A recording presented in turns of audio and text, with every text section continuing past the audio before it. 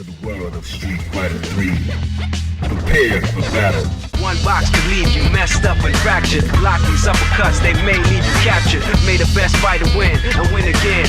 Battle to the top until his life ends. But if his life ends and he starts to decay, may one of his street soldiers avenge things. See you talking to the game, couldn't be talking to me. I got enough to beat and more soldiers to bury. You know it just clicked in and made you realize this game is twice as hard. You see that with your own eyes. You're on the way to choose your type of life, cause you gotta. I tell you from now, which fighter will be the hotter. I don't think you want this one, just practice. Just challenge me when you're ready with your tactics. High punch, the spin kicks, watch your back split. I see you in the air when I make you back flip. Get it on down. Select to make your first pick. Get it on down. 10, 9, 8, 7, 6. Get it on down. Choose and pick the best one. Get it on down. 5, 4, 3, 2, 1. Get it on down. Select to make your first pick. Get it on down. 10, 9, 8, 7, 6. Get it on down. Choose and pick the best one. Get it on down. 5, 4, 3, 2, 1. Get it on down. Select to make your first pick. Get it on down. 10, 9, 8, 7, 6. Get it on down. Choose and pick the best one. Get it on down. 5, 4, 3, 2, 1. Get it on down. Select to make your first pick. Get it on down. 10, 9, 8, 7, 6. Get it on down. Choose and pick the best one. Get it on down. 5, 4, 3, 2, 1. Yo, one box could leave you messed up and fractured. Block these uppercuts, they may leave you captured. May the best fighter win and win again. Battle to the top until his life ends. But if his life ends and he starts to decay, may one of his street soldiers avenge things. See you talking to the game, couldn't be talking to me. I got enough to beat and more soldiers to bury. You know it just clicked in and made you realize this game is twice as hard. You see that with your own eyes. You're on the way to choose your type of life, cause you gotta. I tell you from now, which fighter will be the hotter. I don't think you want this one, just practice. Just challenge me when you're ready with your tactics. High punch, the spin kicks, watch your back split. I see you in the air when I make you back flip. Get it on down. Select to make your first pick. Get it on.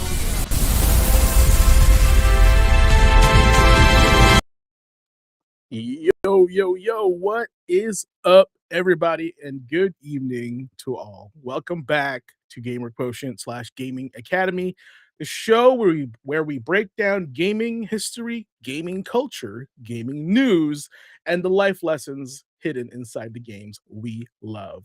I'm your headmaster, James of GQ Asian Dude. That's right, I've been here for so long, it's hard to keep track of how long it's been. Class is officially back for session number 72. We did it, passed it. Tonight, we got a packed room, a stacked show, and a special guest in the building. Joining the faculty tonight is NoShoes. You've seen him before. He's another local streamer here. Excited to have him. And you already know that what that means is the energy is just about to get a little bit more unpredictable tonight, a little bit more creative, and a whole lot more fun. We got a big conversation lined up for the headmaster's desk as we close out the plight of the publisher, the last version, and ask a real question about the state of gaming today. Who holds the power in the industry? Is it the publishers, the devs, or the community itself? Because in a world driven by reviews, clips, streams, memes, word of mouth, and public perception, the players may have more influence than ever before. Now, from there, we'll jump into MCC, Memory Card Chronicles, to take a trip through this week in gaming history, to hit you with the quick bites and rumor mill for the latest stories, headlines, whispers from around the industry. After that, the watchdog is keeping an eye on this week's best deals, and of course, we'll close it out with a special final boss, where we take one more lesson from gaming and apply it to real life. So whether you're here live with us on Twitch, hanging out on YouTube, or catching the replay later, thank you for spending your part of your day with us. Really appreciate that.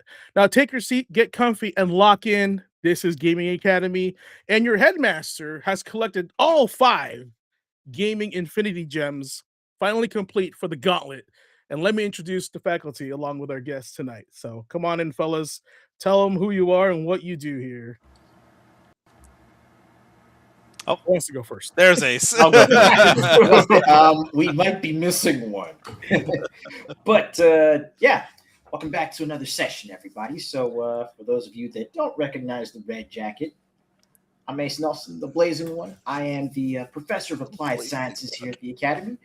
When we have sessions at the Tech, if you need assistance with dealing with gameplay or just, finding out various creative ways to hurt people, I'm your guy. Nice. That's And it. he didn't even list his stone. I know. List your stone, you goof. What's wrong with you? Dude, what, he's he like- got the gems. He gave you an opportunity, and you missed Power it. You know Storm, what? obviously. And I am me. I'm the guy. I'm Oliver. I do game history and philosophy, and let's call it applied sciences. And I am the Mind Stone because vision is cool. I don't have to justify shit to somebody. No, I like vision. That's my point. But I'm also the watchdog, and I try to keep an eye out for interesting things that are happening in the game space, as well as trying to find the best deals on the best games that I can for people. I'm also the resident dumbass for some reason. I say the dumbest shit. Back to you, Nick. It's just Well, I'm sorry, I don't have a moniker as the blazing one. That's a hot fresh one from Ace. I'm Nick. Nice to meet everyone. I worked in the video game industry for over 20 years in retail and a little bit behind the scenes working with Xbox research was a lot of fun. I lean on that. I bring you the news, and I try to bring you at least the middle of the road comments more often than not when someone asks a question, because I'm like, well, let's consider both sides. If I had to pick a stone, I'm probably going to be the space stone because I'm the most useful. Man, I used that. I was going to use that one. Damn it. Yeah, well, I mean, that's what happens when you get to go third, man. It's really true. You've been a lot of places within the scope of the industry. You've quite literally teleported around the damn thing. So right from working whether here I to wanted here, to or yeah. not, you get your marching orders or you're laid off. Like you've got to go to the next space, man, and that's what happened more often than not. So here I am. Yeah. Man, I feel bad for James because he's going to end up. We're just going to call him the Soul Stone, but that's okay because you're the soul of this show. There you go. So Boom. I'll take it. That's what I was going to Boom. Serve Pow! that, That's how I Paul. keep my job. Man, I just polished that shit Got and it. served it to him. All right. Well, Mr. NoShoes, this is not your first tenure here, so welcome Not back. my first time, but my name is NoShoes. I got a channel on YouTube called NoShoes Plays. Lots of streams. I stream way too much. I also have a show called Best Losers that I do with my brother Jim Squints. It's a lot of fun, and yeah, thanks for having me tonight. Appreciate you guys. Always. I like your Good hat. to have you back. You said it's called Nice, Best you like Losers? that? I got the shirt too. Oh my God. Yeah, the shirt rocks. I'm repping. Why is Yeah, it called- I love this shirt. It's so soft too. Yeah. Fourth Why is wall, it called right? Best Losers? Best Losers? Yeah, it's No, why is it called that? because we're best friends and we're terrible at video games. So I fucking love it. Check, So, check, check. Checks out. I love to see it. Taken. So Oh, yeah. Awesome, guys. Well, we got a packed show. Let's just get going. I'll start off right now with the Headmaster's desk with the final submission from Jagos with this series Plight of the Publisher, part 3, the revenge of the publisher. I just made that up. But yeah, Jagos, as you know, is one of our best students in the academy, and he's always in there, chalking up a storm. We created his own channel for him for adventures that he always posts and updates us with games he's playing, giving us the 411, giving us his thoughts, and just showing us how much fun he's having with a lot of games and a lot of input. So I really appreciate that of him being in the community that way. So this was submitted by Jagos not too long ago, but he sent in a really thoughtful one to wrap up the Plight of the Publisher series. Now, his argument is that gaming is built on a trichotomy: publishers, developers, and the community. And one of those three, he believes the community might be the most powerful force of all. I agree. His reasoning is that no matter what publishers plan or what developers create, it's ultimately the community that decides what sticks. Players, fans, creators, writers, and the broader gaming audience determine what gets celebrated, what gets clowned on, and what earns loyalty, and what loses it. Now, when a publisher gets it right, the community can push that franchise to new heights. But when a company keeps failing, the community remembers, and that reputation can sink even major names. No one is safe from this. Now, Jagos points out that it is that good games rise, bad games fall. Pretty straightforward. And the community is the force that makes that judgment matter. Now, he also says this perspective has been something that's been developing for years. And he shared some older videos that trace where these ideas come from. So, question for the class is this: Do gamers and the community really have the final say in the industry? Now, I think Jagos makes a strong point here. The community may not literally fund every project or publish every game, but they absolutely control relevance. They decide what gets remembered and what gets recommended and what gets left behind. Now, in today's era of streaming, social media, reviews, word of mouth, and of course, podcasts, that power feels bigger than ever before. So I'll pass it on to the faculty here and share, and I want to share your insights on this. Let me go ahead and go first on this one. I would say that my answer is yes. All the power is in the player's hands. When we stop showing up, bad things happen, right? Here's a little kind of a thought experiment I've done as a writer, and that is that I said, what if you've written the most objectively best novel of all time, like it's without flaw, every element works, everyone could be satisfied is satisfied, but if it's in the drawer and never gets published, is it the best novel of all time? Right? Like it requires input from others to even function. You can make the greatest game ever, but if the community rejects it or doesn't even notice it, then we don't know, right? And the truth of the matter is that not the best games have gone viral over the past 6 years. And when I say the best, I mean they don't have the greatest graphics that ever existed, right? They don't have the best sound that ever existed, but it was all the right elements came together, right? It was very, very a gentle sprinkling of the correct things, and the games blew up into absolute monster sellers that leaves much bigger developers going, what the hell just happened? Right? So examples of that. Among Us, that game had been out for a while, right? And it's not even a new concept I remember the game Rabbit Doubt from decades ago, right? It wasn't a new concept and the game had already been out, but COVID happened just the right circumstances. And then suddenly people were like, hey, this is kind of cool, right? That, one of us is a spy. Vampire Survivors. It was super cheap. It's kind of corny. It's crispy on the edges in just the right way. It's like, it's kind of a throwback, but it's not. But it's like, next thing you know, you're like, runs to 30 minutes long, but your ass has been playing it for 8 hours, right? Like, the players make the games a success. It doesn't matter how much graphical power you throw behind it, right? I don't know anyone who's like Vampire Survivors is stupid, but I've met plenty of people that hate the Resident Evil 3 remake. I know, seen plenty of people that hated Metal Gear Solid 5 or people that dislike Resident Evil 4. Hell, I don't like Resident Evil 7 all that much. Like, I just don't enjoy playing it, but I love Resident Evil.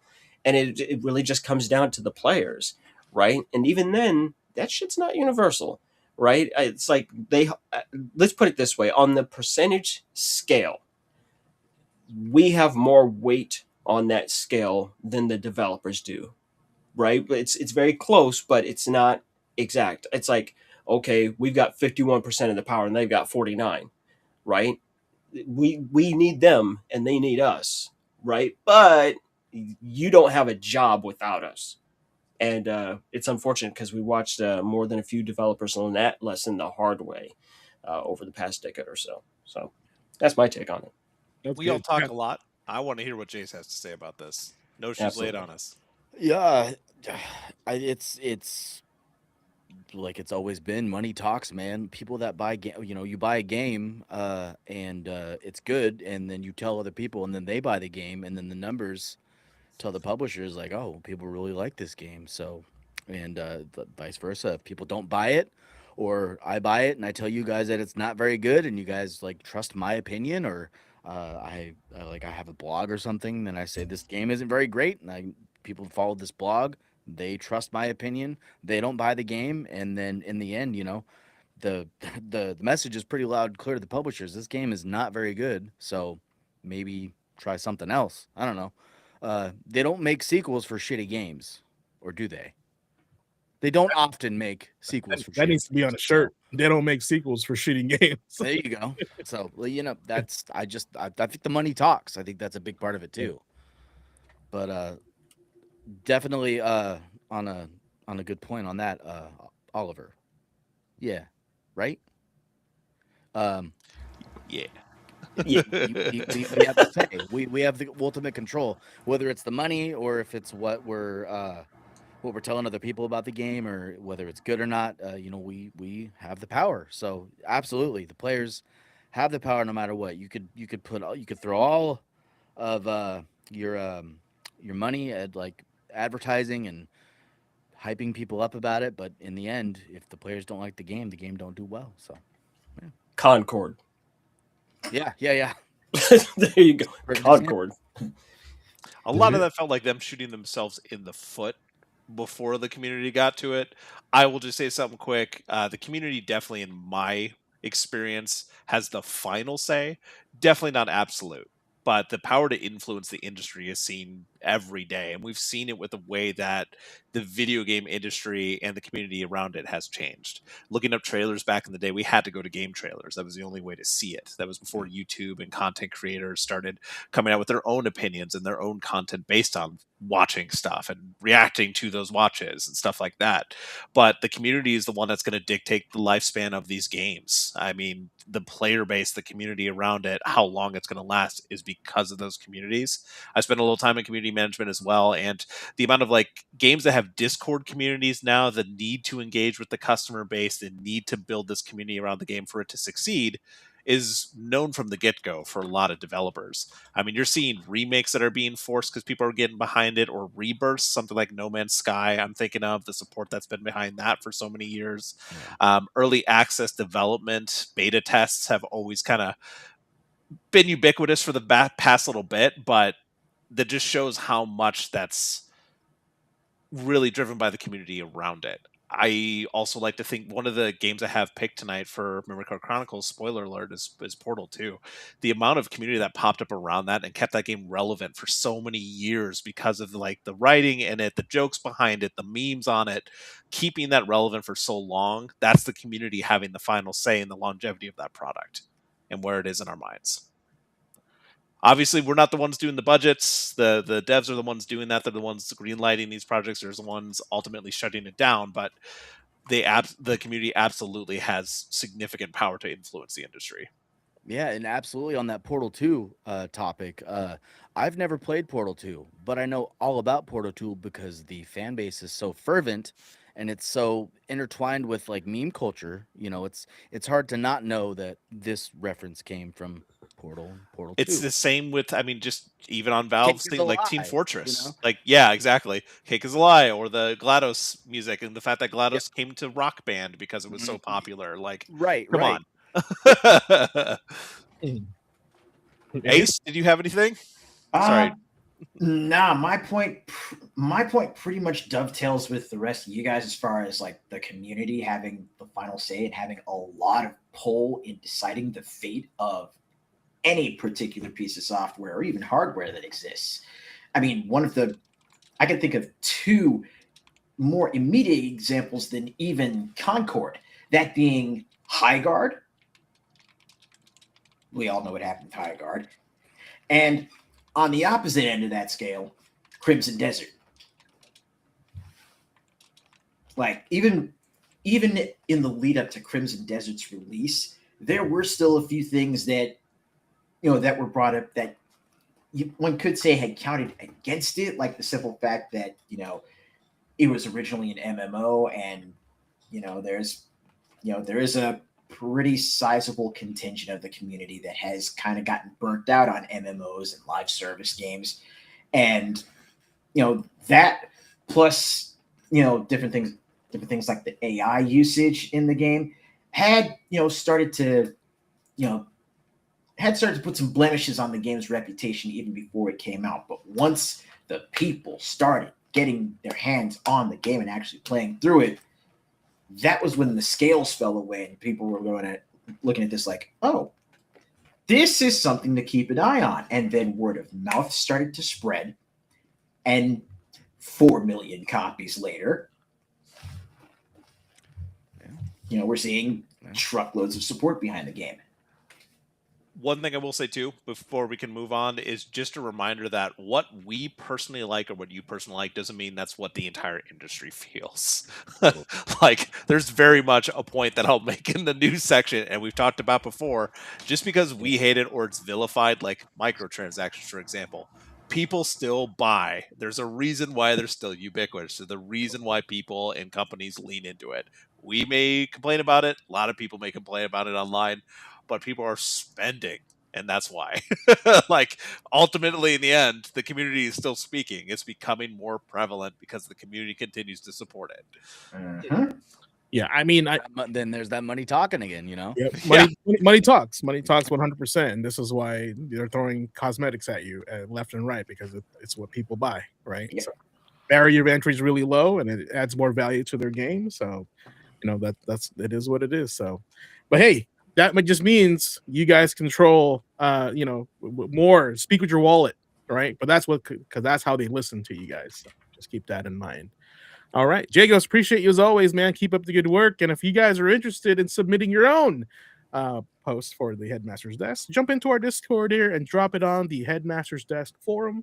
Well, I'll take a look at it, review it, and then put it on the show. So if I pick it, you'll know.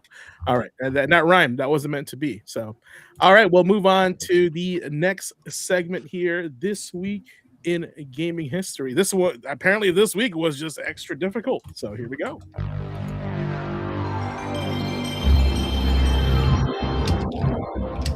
All right.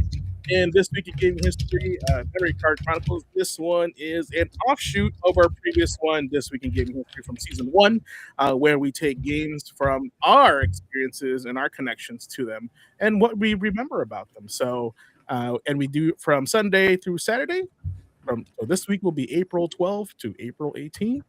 And number one here is Ace, right? You stepped up on this one, right?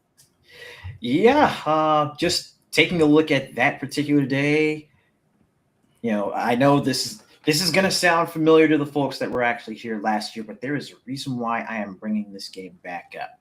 So we're jumping back to 2001 and the Japanese release for Armored Core 2, Another Age. Now, again, not only am I bringing this game up because I have fond memories of the game, I mean, come on. This was the first game in the series where I could actually build a full melee loadout for one of my mechs. So, I had to jump on that. But it's also because those memories have actually resurfaced in a new context thanks to what I'd like to call our recent cultural exchange on Twitter. So I'm sure y'all have seen recently how, now we've been getting, we've been seeing more posts in our feeds from our neighbors across the pond over in Japan. And a good chunk of them, at least that have been showing up on my feed, has been a whole lot of love for some old classics and some old favorites of mine, namely Armored Core and Star Ocean.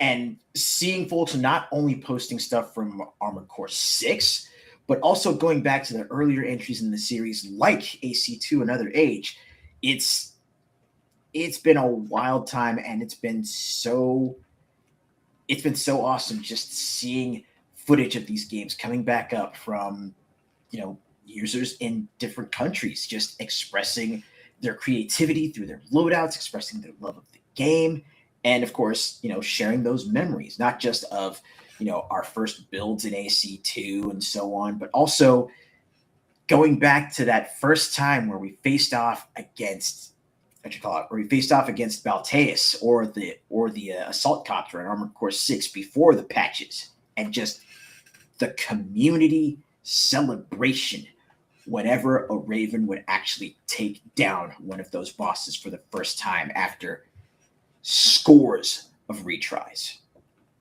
It's truly something special, and it's those kinds of memories that that keep me coming back, not just to Armored Core, but also to, other games that I've been playing damn near religiously, like Monster Hunter, for example.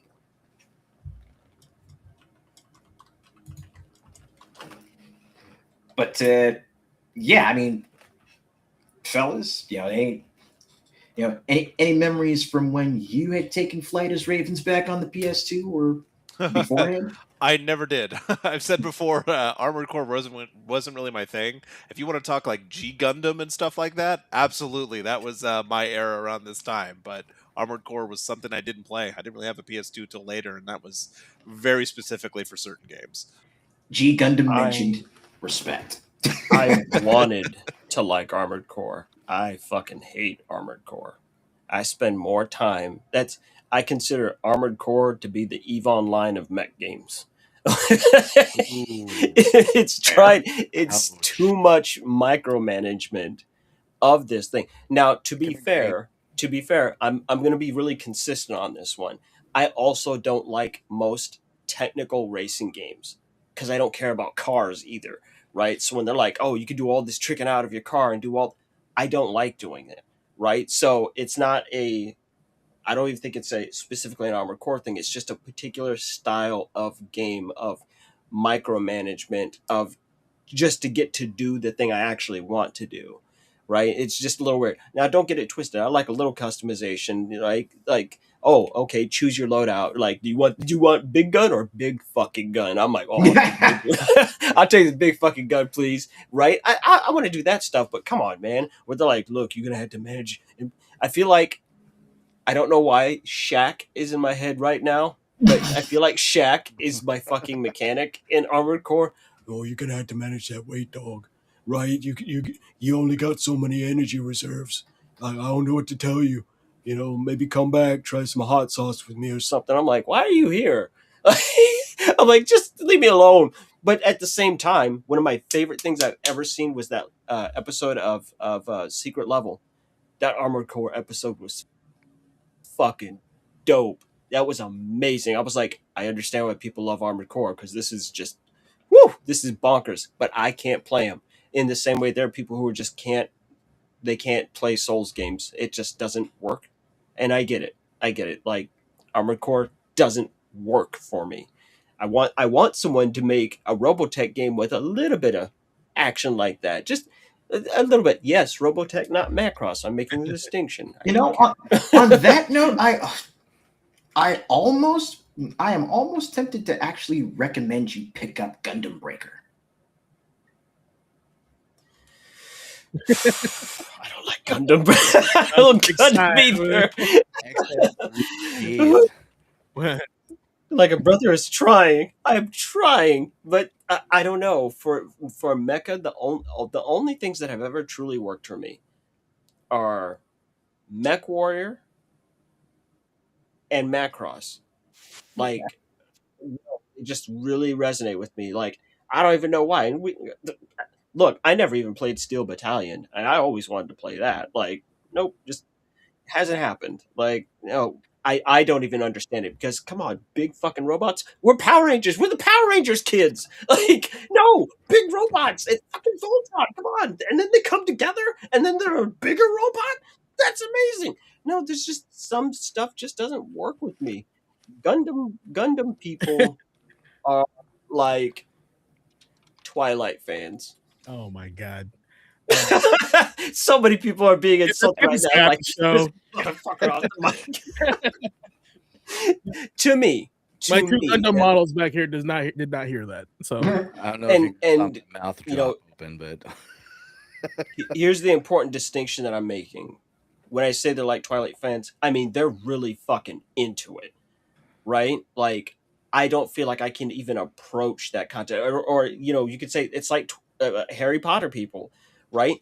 Those guys are really into that shit. So if you're like on the outside looking in, you're like, you know what? I'm not even going to try and touch this, because if you have a different interpretation or any of that stuff, oh boy, things are going to get real fucking bad for you fast. Maybe the better example would have been saying Undertale.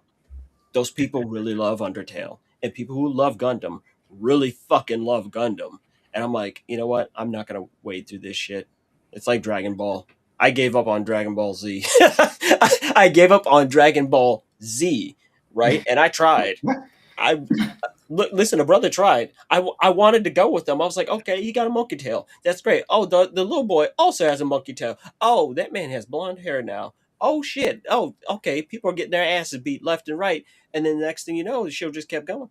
I was like, oh, I started watching this at 12. Now my black ass is 18, and it's still here. Like, no, I had to move on. I had to move on. Right? Nothing against it. Nothing against those people. But the people who are into Dragon Ball are really fucking into Dragon Ball. Right? But I love Sun Wukong. Let's That's hear all you I'm say saying. something about MKX now. So Yeah. the 13th the next day. Well, this was a pretty hard one for me. I didn't really have a strong list for that day. Maybe somebody else did. But Mortal Kombat X or 10 is technically the sequel to MK9 on the 360/PS3. And I picked this one because this one really, or NetherRealm Studios really hit it really good with the story mode on a fighting game. No other fighting game had that much robust storytelling ever be, or just presentation. MK9 was fantastic when it came to storytelling. I honestly felt like I was playing the movie, and MK10 really followed that through. It wasn't, I was expecting annihilation levels of like campiness and cheesiness. No, it actually was a good continuation of 9, and the story followed after that. So if you guys check it out, I highly recommend it. Even if you're just a casual, just play the story mode. And this is why Mortal Kombat games sell now. And also another memory of this was one of the first games you could actually play as like Jason, the Predator, Alien from the Aliens movie in the fighting game, and I thought that was super cool at the time. So I don't know about you guys. What's your thoughts on MKX or MK in general? I didn't play 9, but Mortal Kombat X was, I think, the breath of fresh air that the series really, really needed. And like you said, not only was the gameplay great, but the story mode was also really, really good, and the story was way more cohesive than like any other MK before it, in my honest opinion. And it just felt a lot grittier. And up to the lead up, a lot of the media that was like hyping this game up was really, really cool. I remember the trailer where Sub-Zero and Scorpion were fighting in that forest, and I was like, dude, this is the next level of Mortal Kombat. This is what it needed. And just seeing that trailer alone sold me on the game instantly. I didn't even need to play it. I'm like, I'm gonna love this game. So, and I did. It's a fantastic game. I'm not a very good even though I've got a Street Fighter CAD behind me, I'm not a very good fighting game player, but I love to play them. So yeah, respect, man. I love that. It's not about the being good. It's about getting good, like getting to that point, right? The journey. So love it. This one is super short, like, but at history, right? So just for people who are curious, when he talked about that trailer, I consider Mortal Kombat 10's trailer wanted to be one of the finest trailers I have ever seen. Right? It feels like they really went back to the root. Right? They took it all the way back to basics, and the song that is played in that trailer is "It Can't Be Stopped" by Wiz Khalifa. Right? And I felt like watching that trailer set the identity truly separate from Street Fighter in a very real and visceral way. Like, they've always been different, but it felt impactful. And uh, GQ's right. Mortal Kombat 9, I think, is the best Mortal Kombat title, period. The story was a story you actually wanted to see. Fighting games ain't known for deep, robust, coherent stories that you can just easily see in a through line. And he has to win, right? Amazing. And if they followed up here, right? They followed up that with this, right? I haven't gotten a chance to play 10 because here's a little tiny little stupid thing that's happened to me recently. My tolerance for gore has gone down massively. I'll be watching the fatalities for this shit on YouTube, and I'm looking through my fingers like, I can't watch. Like, I don't know. At some point, I turned into a bitch, and I'm trying to get gnarly in X too, like real gnarly. Yeah, they're pretty gross. Like seeing people cut in half, and like you can see half of their insides as they're like splitting in half. You're just like, oh, wow, right. And they're getting so specific. The kills are so specific. Look, snatch it. man's heart out of his chest. Okay, you know what? That's fine. I saw that shit in Indiana Jones when I was like 6 years old. That was no big fucking deal. Now it's like he's like, oh, okay, we got an X-ray punch, and I'm actually watching a man's spleen fucking rupture, and then seeing the goop come out, and the man dies of sepsis. I'm like, that is a really specific fucking way to kill a guy in a fight. Holy shit! Like, I'm like, I can't go with them. I'm proud of the technical achievement, but I think I fell off of being the audience for Mortal Kombat, but I'm always going to love Mortal Kombat and what it did for the industry, and being the first real motherfucker to challenge Street Fighter, right? Like, we're going to do something you won't do, and to this day they never have. Yeah, like Jacobs in chat Big said, ups. the Johnny Cage split punch with X-Ray. Yeah, there was a few times. It's kind of like, ugh. Right? This man's nut is ruptured and shit. You're like, I don't need that. You can see the individual sperm cells in there. You're like, that's fucking disgusting. Why are we Ace here? knows when you EX it too. It gets really visceral. Oh yeah, it's Oh God, it's awful. It's just plain awful. It's not great. just the goddamn worst. Anybody? But yeah, as far as I'm concerned, I'll try to keep this nice and quick. I did have Mortal Kombat 9 on the PS3. Absolutely loved it. Loved how it retold the story of Mortal Kombat 1 through 3. And then, again, with 10 picking up where MK9 left off, it just felt like a great evolution. And, me being a Johnny Cage fan, I enjoyed seeing how Johnny Cage had changed over the years from the start of MK9 all the way up through the action taking place in X. Yeah. So it was just a lot of fun seeing the characters grow. Yeah, no, it's always a fun to see what iteration they'll come up with next. Like the two characters that I always think of as how will they design Scorpion in this game or Sub-Zero, right? Because they always change them up. And if you look at the history of box arts, you'll notice that there's always a drastic change between each generation of Mortal Kombat for each character. So pretty fun. Check it out, guys. If you guys haven't tried it, it's I'm pretty sure it's like under $5. This game is expensive. So Worth it. Yeah, absolutely. Even for the story mode, it's worth it. All right, moving on to the 14th. We're gonna get Scorpion out of here. Get out of here. You beat me to it. Yeah. We're gonna go with something with less visceral, unless you're a fan of music. Then it's very visceral, right, Nick? I don't know. What tell us a little bit more about Flow. Yeah, time to switch up my norm, and obviously the norm after what we just experienced with the nut punch and X-ray. But I wanted to highlight 2006's Flow for this one, for this day in history. This one's super unique. This is another one that I kind of tried on a whim when we were testing consoles at the store, when they would come in just to make sure the controller would work, the joystick especially. But this one is about giving players more of that artistic kind of Zen experience. Very simplistic but soothing visuals, relaxing soundtrack. As you're seeing on the screen here, you start out as a small organism that you control through different levels. You kind of eat your way through evolution. Very similar to Evo we talked about in the past on the SNES, but a little bit more pared down. Like I said, definitely Zen. You utilize things like poisons or swirling attacks. You could easily point and say that this game may not have much depth compared to other games, or that the play loop was pretty repetitive, but this game actually started out as a thesis research. The idea was applying the concept of dynamic difficulty adjustment. You could actually choose to ignore dangerous enemies and return to previous levels later on. It really lets you kind of balance the challenge the way that you wanted to as the player. The big thing for this as well is the leads actually went on to create Flower and Journey, two other games that honestly really inject that feeling of actual art in video games. So that was something I know we've talked about Journey before, James and I, we talked about it, especially when it came into stores, a very artistic, visually appealing, more Zen. It was just kind of that feel of the argument of video games as art. And it was just an experience more than anything. And like I said, proof of concept too, but it's definitely something I wanted to highlight. Do you guys have any experience with Flow or maybe Flower or Journey?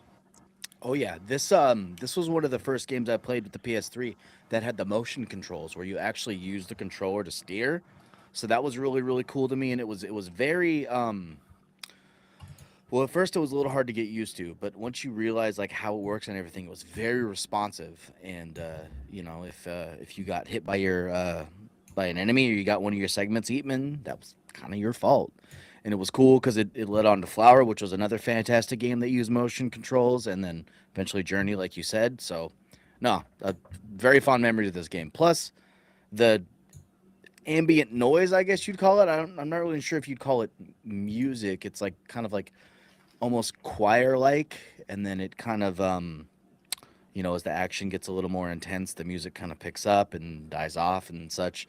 I thought that was really, really cool too, how they just used the music to really make this very simplistic looking game just like all that more. So That much more of an experience. You would say that the music flowed. yeah. I'm out of here, guys. You said the thing.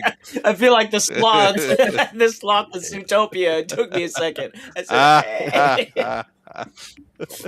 Nick.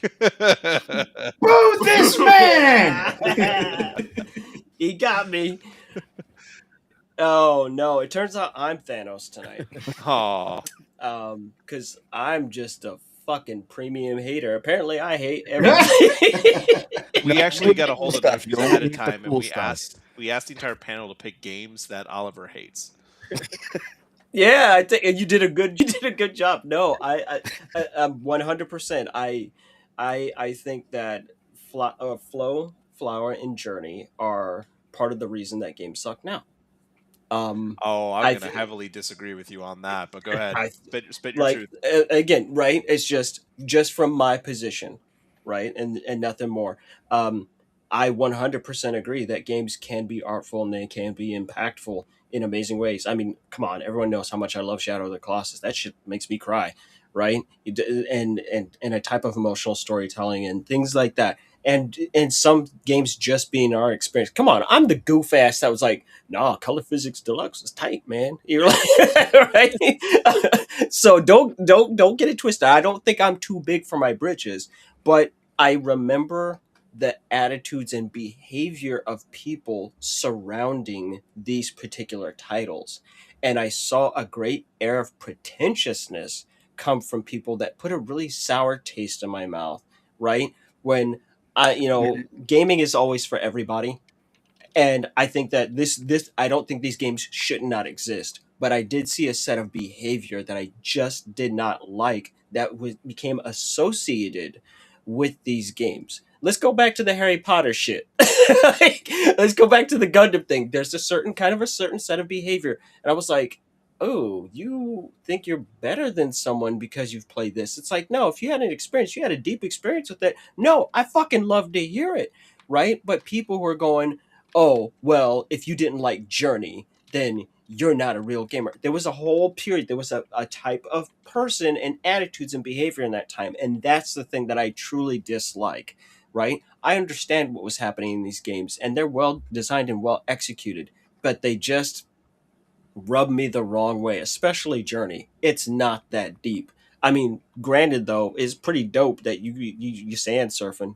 I mean, any game where you can sand surf is fucking sweet. I don't give a fuck what it is. If you want some sand and you can surf on it and just absolutely eat it and just road rash your way to death, I'm fucking there for it. But Journey just felt like a pointless exercise in look how smart I am, and I just don't go there. But I've played them all. I own them all, but I just will never revisit them in any capacity. I'm sorry. Like, Oh, you I don't- gotta you don't snap. have to be- I yeah. gotta snap don't out have half to the fucking universe now. There will be more for y'all to eat. Well, and that's the thing is like if we're talking about like we did at the very beginning of the show about community and reaction to it and the longevity of these titles or even its place in the industry, I feel the same way you do about Undertale. The community around Undertale can be very protective of their fandom, and that can be very off-putting to people on the outside. Or another example, let's talk about Last of Us 2 and the community around that and the varied takes on that. So, like, absolutely, you can absolutely spit your truth on that because a lot of people feel these way about games. There's nothing wrong about that. It's just always reminding, like, people in the chat are already talking about it too. Like, that's just the way it be. But sometimes it's just every game is going to have that fandom behind it. So find what resonates with you. Right, exactly. And, I'm certain even very popular things like, for example, Persona is very popular. I grew up on Persona, especially close to my game for this week. But the Persona fans can be incredibly irritating. I kind of try not to cram those games down people's throats because I don't want to turn them off from them. Like this stuff here made me start managing my own behavior and taking that stuff into consideration. So I think maybe there's an overall benefit, right? I saw a type of behavior I didn't like, and I realized that I didn't want to do that to someone else. And so I go, this is really fun, right? There was a lesson to be taken. I've had that same feeling. Yeah. Was that behavior about coming this? from? I didn't like it. Like, was the behavior coming from other gamers or mostly like devs? Like, Other gamers, other gamers and journalists. That's gamers and journalists. It was messy. Gotcha. More often than not, as we've seen, we're our own worst enemies. Focus in game. No, that's true. In game. And I do appreciate chat and jumping in as well with your opinion on this. So keep it up, guys. Really, really appreciate it. Always reminds me of extra points we need to make. Chat is pissed at you, Oliver. Yeah. Good. Good. Yes. I just stimulated your chat. I massaged don't You're say welcome. that, dude. No, that's gonna be clipped now. Look what you did. Yeah, I massaged the chat. There you go. Yeah, just Immortalized. rub right there. Dandy, come get your boy. Don't worry. I just massaged it. I just moisturized it a little bit. Wow. On the 15th, All right. a game that All requires reviews. no lotion. Baseball Stars 2 is our Ace's choice, and man, Now we're Look fucking at this. talking. is it concept art, title art? Man, it's so cool. I love it. Trash. Great choice. Look at this man's face. Look at his expressions. So energy, baseball. Ace, tell us more. All right, so we've talked at length previously about the different types of arcade sports games that SNK and that it released on the Neo Geo over the course of the 90s and early 2000s, stuff like Street Hoop, for example. Windjammers was on Neo Geo systems. But Baseball Stars 2, this one holds a special place for me because it came out early 90s. I got to play this in the arcades. I had a blast. I'd play this and then go back home and play RBI baseball on the NES or Super Bases Loaded. But with this one, I got a question for y'all. Who here remembers the Neo Rage X emulator? Neo Rage Nope. X. Yeah, that's like one of the first Neo Geo emulators, right? Mm-hmm. Yeah. Now, considering how many of you said that you didn't remember it, it'd be a shorter list to ask who still uses it. No, not me. Y'all wonder how I got around to working on my improving my skills at playing KOF on keyboard. Yeah, the emulators for that. But this was also one of the games that I would sit down and play with my brother because I was living with him during my first couple of years of college, and I downloaded the emulator on his computer, and I got a whole bunch of stuff on it too, like Rage of the Dragons, Baseball Stars 2, King of Fighters 2002, Samurai Showdown 4. But this one, I would actually get the chance to sit down, after my brother finishes cooking and him and the kids are eating. Once he finished up with dinner, I'd grab my little USB adapters, and I had this one where I could hook up 2 Super Nintendo controllers to it. And I would hook up the controllers, and I just have my brother come over. I'd call him over to the computer, and we'd sit down and we'd just run some innings in Baseball Stars 2. It was a great time, and it just reminded us of how much fun these arcade sports titles could be. And we would talk about how it would be awesome if we saw like an NBA Street or NBA Jam type game for baseball, because we hadn't really seen much of that before. Man, this game, I'm watching the gameplay and just like the way the presentation is, it's got so much personality. Absolutely. Yeah. Like, I don't even like baseball this much, and I want to play this again. Right? Dude, if you haven't played this, James, you got to. It's so much fun. Yeah, I played the first one, but not the second one. I remember seeing Ken Griffey Jr.'s Major League Baseball for the SNES and thinking that the same like publisher had made something for the Super Nintendo rather than the Neo Geo, because the figures look so strikingly similar to the ones that they used with Ken Griffey. Right. Oh, and yeah, Jagos brings up a very good example of another, great arcade style sports game, Neo Turf Masters. Mm-hmm. Neo Turf Masters was my Hot Shots Golf. First of all, hold on. That is a wild name for golf. I didn't even know that was a golf game until you mentioned it. I thought that was some kind of gang warfare. It's a great deal. That's crazy. Turf Masters is great. Gang warfare in the 1980s. Yeah, that's a name. That is a golf game, right? Look at the grin on his face after catching that shot, though. He just snatched the ball at the end. He's like, Man, yeah, like, give me my cheeseburgers, damn these it. guys are like, you want color in your game? We got you. This has always been the thing. It's like the Neo Geo effect. Anytime you go to arcades or anywhere nearby, you go to a bowling alley, this always stood out. It was just the style that was extremely unique. And that's always what I recognized with this. So I definitely played Baseball Stars 2. It was one of the few carts that was on the MVS cab that we had at the bowling alley that we went to after Little League. So this and Sam Show and I think Bubble Bobble were like the three that I constantly had access to. That's great. For over 52 minutes, I've been hating, and the hating is going to continue until morale improves.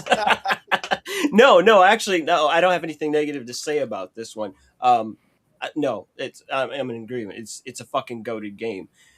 But here's the hate. I fucking hate baseball in real life. I hate baseball. I hate football. But there's a weird phenomenon. Again, here's the thing. There's going to be the magic, right? Absolutely, there are a few better movies than football movies. I don't give a fuck what it is. I'm watching that shit. They're amazing movies. I'm like, I don't care about football. Not in the least. I don't care about watching baseball. It's the most boring shit in the world. But baseball video games are some of the most intense and up close and personal things. And Baseball Stars, the franchise, is one of the GOATs. You get in, you get invested. There are exactly 3 top-tier goated baseball games that have not been beat to this day. And it's Baseball Stars 2. Super Baseball Simulator 1000, because that shit is ridiculous. And then Base Wars, because I want to be a robot and shoot a motherfucker. Base Wars, Armored Core, and baseball combined. You know what? That's exactly what it is. Nope, that's how you sell it. You'd be like, what is Base Wars? It's Armored Core for baseball. He's not a joke. It's not a joke. It really is. You can take the picture to the shop and you like, literally upgrade my man's cannon. No, we don't pitch. We shoot the ball at people. Right? We don't steal bases. Somebody's getting murdered on that base. Nothing better than making a cyborg explode, dude. Nothing better.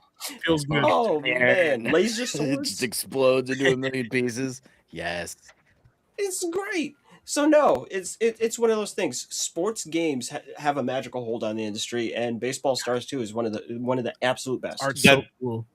Unlocked a memory of another sports one that I remember playing on the MVS cab was Windjammers. Same thing. I just love the presentation. Never that game. Every time you say Windjammers, something happens in Ace's pants. I've known this for a decade. I'm not even sure. I'm not myself, like what's happening. Yes, exactly. It's not safe for work. It's not even not safe for work. Horrible things happen, but you say Windjammers, and that man just gets all swole up. Windjammers is like, I want to take Pong to the next.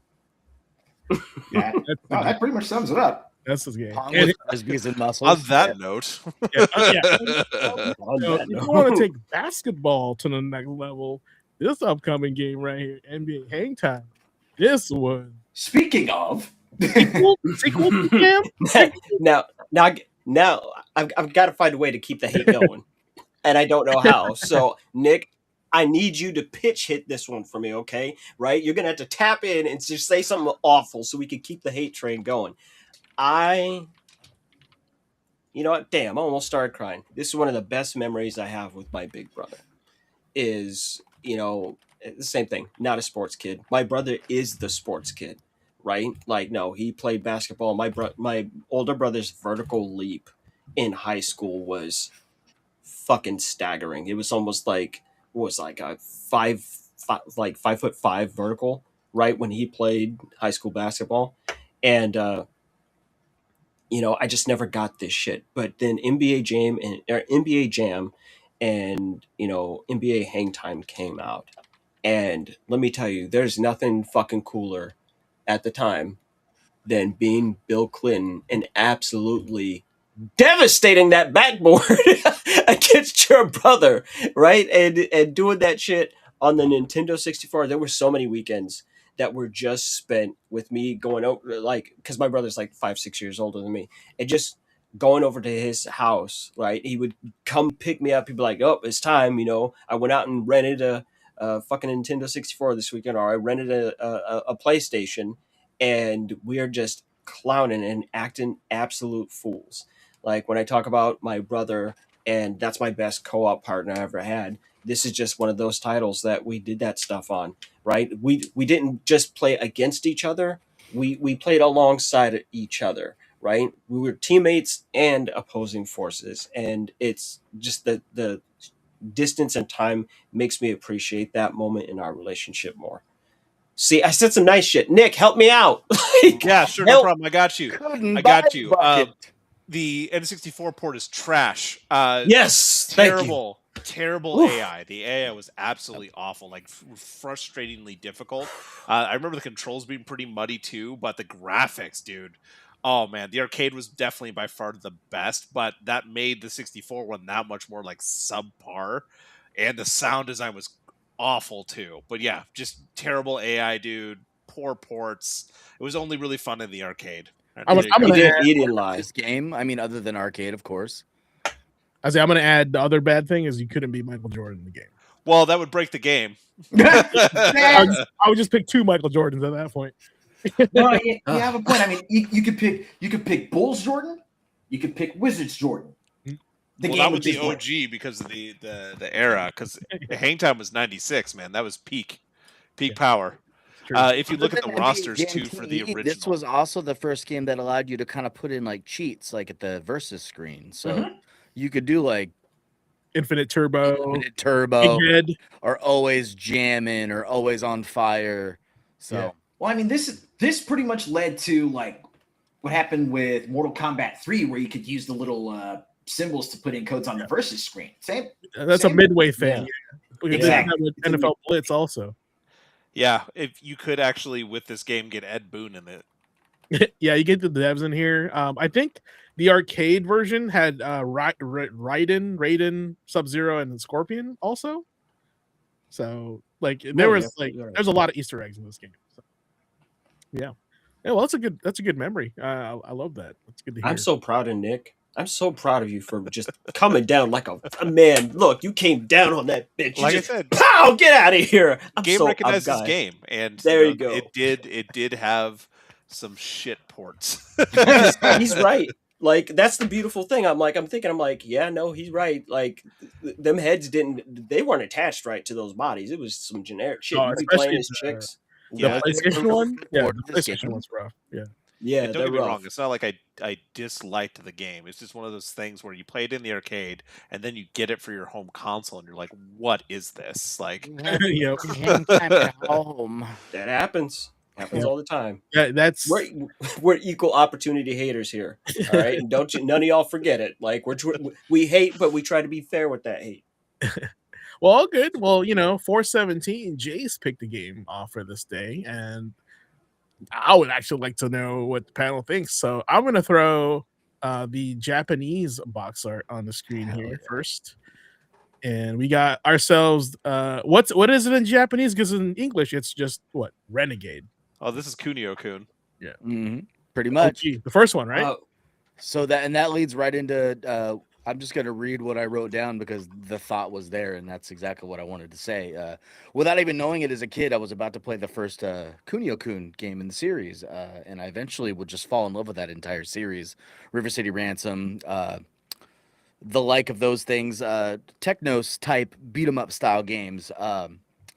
And brawlers were one of my favorite games growing up, and this was kind of the entrance to all of that. When other kids were playing Double Dragon, I was playing Renegade. And then we can't forget the terrible but awesome repeating rockabilly theme in this game as well. So, but yeah, this was my introduction to Kunio before I even knew what Kunio was. So, Right on. This man has immaculate fucking taste, and we need to keep him forever. We're gonna put his ass He in just cold trashed what he storage. picked earlier. He has immaculate taste. I Giveth and taketh away. about Renegade, guys. No, but I got a history yeah, moment on go this ahead. one real quick. I can't tell you what the properly translated name of this game is because it was always so weird to me. I just happened to remember it, and it's basically like hot-blooded tough guy Kunio is what it translates out to. Sounds awesome. Like what? But you know, we just covered that the man that spearheaded that he just passed away, and that was really rough, right? But I mean, right here for like, especially for our younger viewers who come to our channels and watch, when we talk about this is where brawling started, like in a serious way. Like so many of these tropes and mechanics, they still persist today, right? Like you can tell a bad brawler based on whether or not you have to be on the exact same plane as the enemy to hit them. But here's what's also true. This game is one of the OG child hating games. Oh, you can game over in fucking seconds. You see how homie just got thrown in the water there? That's you. Yeah. You get thrown out there too. And that's it. You done. That's right? one life. That's one life. And Jace, tell me about the last stage, like in the hotel. Isn't it like some absolute nonsense?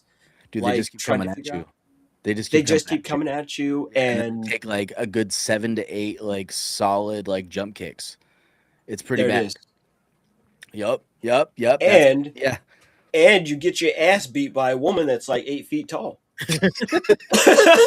No, it's you know that snoo shit this from brings me back Futurama. to so much, trauma and rage. Oh, See, there you go. I've never Told you seen a no. pissed off 9-year-old. Angry tears. The hate continues. Told y'all they hated kids back in the day, and we Yup. need them to start hating kids a little bit more still. You're like, you know what? Nintendo hard. Text That's It Miss is hard. Jagos knows the name. That's Miss Suzu. That's amazing. See? Never No, forget. that's her thing. Oh no, I thought she's it was huge. She Mr. beat K me with a in the purse. English version, and Mr. Kunio, I guess you'd say. Yeah, Mr. K. I never realized that. That's pretty sweet. Me either until watching this back. Yeah. Oh, I got a confession too. When I was a kid, I thought the character Kunio, like the character model, I thought he was Lou Diamond Phillips. Not gonna lie, look at him. No, I see it. That's I was like, Lou Diamond Phillips got a fighting game? That's crazy. You know, so yeah, that's He me. really had good hair in that time, didn't he? He did. And I was like, he was man, immaculate. specifically what's the stand and deliver? Specifically his hair in stand and deliver. Oh yeah. oh yeah. Oh, I was gonna say Edward James Olmos, but that's not. Or when he was Richie Valens, right? Or Okay, no, yeah. no, was it Richie Valens with La Bamba? Yeah. Yes. Yeah, that was the one. That was the one. Yeah. Oh, this is the old motherfucker podcast. Okay. I'm gonna. You finally realized. La Bamba. Yes. And now And no we shoes called it from Renegade. 1987. Yeah, this is the Spectrum. What 48128? Is that what it says? 128. Dude, that's Oh, a badass yes. cover too. Imagine the That game. is clean. The name of the game. Imagine. Yeah, that cover goes hard. I mean, that's pretty cool. I didn't even know that. That goes harder than the NES cover, in my opinion. So They wanted to sell it. it worked. It worked. Sometimes that's how you get the people to buy the game back in the day, is just the cover. So and speaking of cover, we're gonna cover this specific game, Portal 2. I think this one was yours on the 18th. It was. That's something I wanted to bring up as well because, dear Lord, 15 years ago when this game came out, it Shut did up. not feel like that long ago. Shut up. Again, feeling old.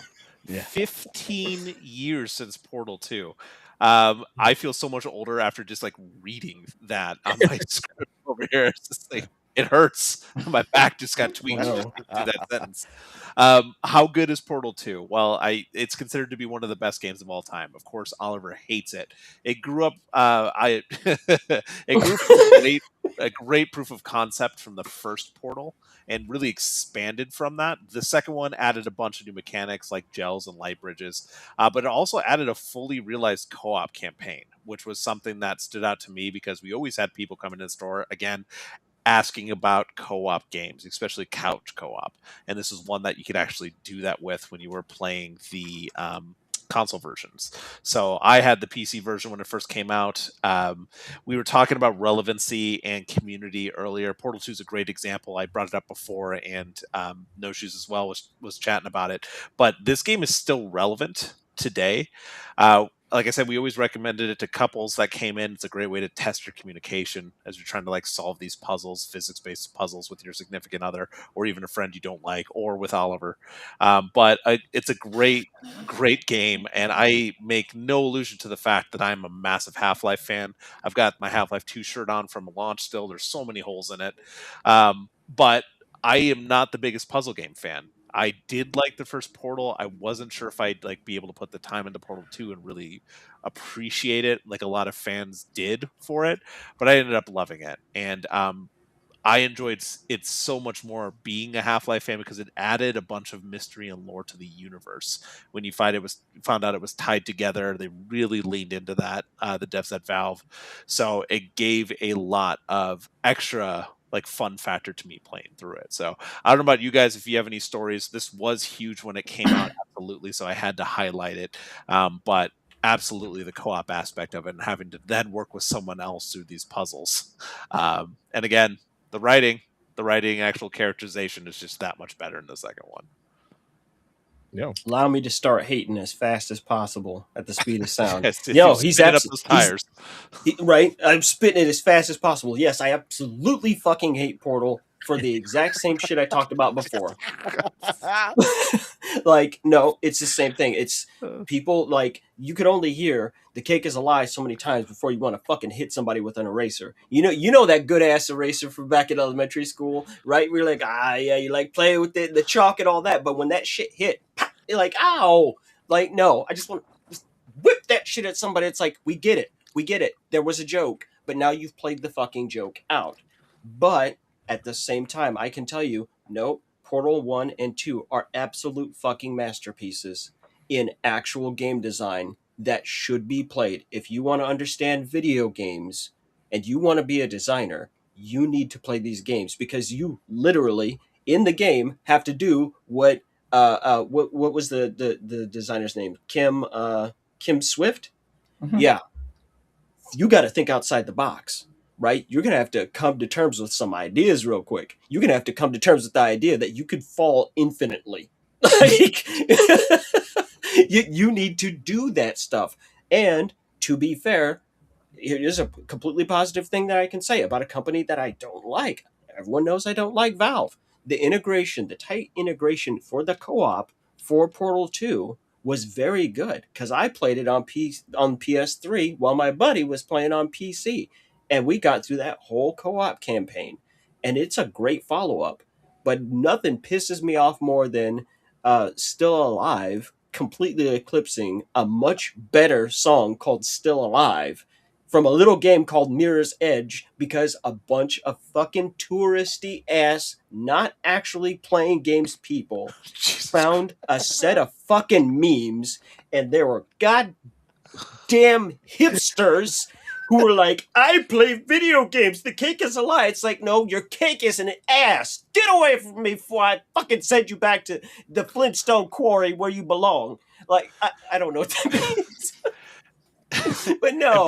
And people wonder why gaming culture tends to turn away so many people that just happen to walk into things like this.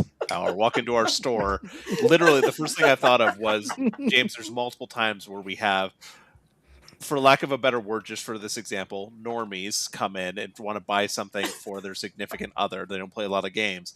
And then there's this other person wearing a trench coat in the corner that drops that kind of knowledge, and immediately it just makes me start sweating as they leave, and I make no purchase.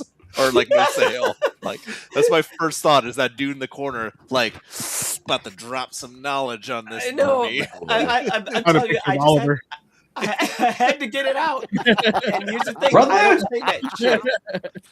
I don't That's say that normally shit all the me. time. So I'm just glad But Oliver's taking the fire tonight. But that's how I feel inside. That's all. I let people, because this is important. This is super important. You also have to shut the fuck up and let people have their fun, right? Like, And they're this gonna is have why fun with I it, have kept quiet. right? Because it's one of those things. You can hold two opposing opinions at the same time. You can go, the culture around this is annoying. This is an achievement, right? Portal 1 and 2 are absolute achievements, right? And Valve was very smart to acquire that when they saw the potential in the idea and bring that into the fold. You know, this was part of the orange box. That was a great way to get it in front of people's face. But people just, that It's like rotten behavior. It's like Yeah. it's like finding it's like finding a perfectly cooked steak wrapped in shit. Still It shit. is. There's still shit involved. You'd be like, damn, you cooked that to perfection, but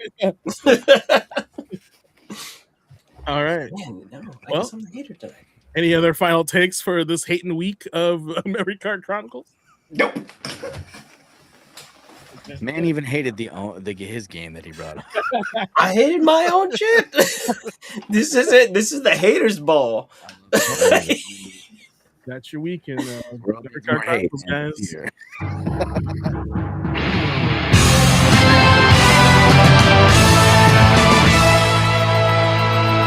The most negative week in video games. Well done, fellas. All right, before we jump on to some quick bites, I would like to share some news with all y'all because we got some new merch coming up, or it is not coming up, it's already there. What am I talking about? Look at this, y'all. Let me get everybody in here. Where is everybody at? Oh, yeah, everyone's image disappeared. Hold on. There we go. There we got snapped. Oh, there we go. No, we did. We got brought back. Oh, there he went again. See one? What the heck? Let's go up here then. There we Anybody go. else All did right. What? Nothing. Don't worry about it. All right. You know, of course, there's always going to be an ad read, but we're excited to reveal the newest product in the Gamer Quotient store, which is called the Gamer Quotient Gamer/Masterpiece Poster. There's two variants. But yeah, real quick before we continue, I need you to put on something new in the Gamer Quotient shop. We just dropped this one here. This isn't just merch. This is a statement piece, guys. I got a lot of good feedback on this design. We're talking bold, high energy, straight up main character energy for your setup here. Hang this up in your room, your office, your streaming space, and it instantly tells people, yeah, I take my Gamer Quotient seriously. Damn straight. This is the kind of poster that belongs right behind your monitor, in your content background, or in front and center of your battle station. Actually, I put one right over there for this wall. So whether you're grinding, ranked, streaming, or just leveling up in life, playing with intention, this is the vibe you want on your wall. So if you're ready to upgrade your space, grab yours right now on gamerquotient-shop.fourthwall.com and check it out. So next time, let me pull up the page here for you guys here. I think I had it shared earlier. Man, those fourth wall URLs are a mouthful. Let me tell you. They're everywhere. We don't have a call this a domain yet for the store, but check this out. This is the two variants that we'll have here. One, this is the gamer poster, which is very reminds me of something. I can't quite put my finger on it. Pretty cool, huh? Yeah. Mm-hmm. Yeah, and then we'll go to the other one, which is the masterpiece one that comes with the frame as well. So check it out. What's your Gamer Quotient? Share that with anybody you like. Hey, fantastic! Design your battle station around it, just like this image right here. It's pretty sweet. So awesome. All right. Well, I bugged him so much to sell those. I did. He I did. Everybody could tell you I did. I was like, oh, he Mhm. finally he's got a moment. He's having a moment here. I was like, this is fucking art. This is actual composition. It's really, really well put together. It is guaranteed. If we were to take this image, and I swear to you, 100% or your money back guaranteed. If you get in your time machine with this poster and you go back to 1991 and people come to Oh your my- house and they see that on your wall, they are going to beat your ass for being a nerd. I can't. That's how They're good going it to is. fucking wreck you. They're going to go, you fucking dork, right? Nerds! No. So that's how it's good, because you know what? That's just who we are. Because we don't care. We don't fucking care, right? How many monitors you got in front of you? Roll call right now. I have at least 2 monitors in front of me and a goddamn iPod, so that makes 3. 2 right there, and Does Jace. an Nick, how ultra many you wide got? count as 2 monitors? That's like Yes. premium Okay. shit. Yeah, then I have 3. Right? Not You know trying to what? flex. Honest question. No. You know why? Because who needs that much fucking screen unless you're in a cockpit? This ain't Star Trek. I need that much Yes, it space is. in order to hate more effectively. Video editing, it's really, yeah. Right? Our ass is sitting over here thinking it's Minority Report. We just waiting for the gloves to be doing that shit in Vogue. And that poster is gonna get your I have ass some beat, and XR that's how I know glasses. it's a We're good getting goddamn there, poster. so. Okay, if Right? And someone's like, I can't if believe anyone he's is saying new this. to the podcast, just know that Oliver's not always like this. There's been some spice this week. We just chose the worst possible Yeah, games. it's pretty strong. we chose just the It's worst pretty week. strong. He's been holding it Yeah, in. it's just like how we had that really bad week where the industry was awful, right? It's kind of Dr. Jekyll, It's just Mr. Jekyll Hyde and Jekyll. kind of thing. It was just the fucking worst. I'm like, you know what? The industry's doing okay, so let It's me bad. be I'm bad. Oh, boy. Well, bad. as I what was love the the guy's name spice. I'm in here for it. what was the guy's name in Jurassic Park? The guy that like had the I gotta be box nice game? all day. I gotta feel the spice. So Mr. Arnold. Ned, right? The guy that was Oh, like Nedry. Nedry. Well, Yeah, just Nedry. no, it wasn't Nedry. It was Sam Jackson. He's gonna say, "Hold on to your butts," because we got some No, that was Mr. probably Arnold. some bad news coming up here on Quick Bites. Let's go. All right, Nick, take it away. Yeah, it's impossible to hate when it's just headlines that are hateful. And anyway, I chose better. Anyway, Quick Bites and Rumor Mills, the Gaming Academy's rapid fire roundup of the biggest stories, updates, and whispers in the gaming world from this last week. Because an informed gamer can actually understand what is happening in the industry around us, or why the haters are in effect this week. So for the news, let's hit it. Let's kick off the news this week by covering what is happening over at Rockstar. Over the last 2 days, we learned that the company was affected by a data breach by a group called Shiny Hunters, who accessed the data via a third-party platform. After demanding Rockstar pay $200,000 or face leaks, it turns out that the game dev didn't really need to worry about the threat. What everyone got to see was just financial records and player numbers, but those interesting tidbits are why we're talking about it today in our news.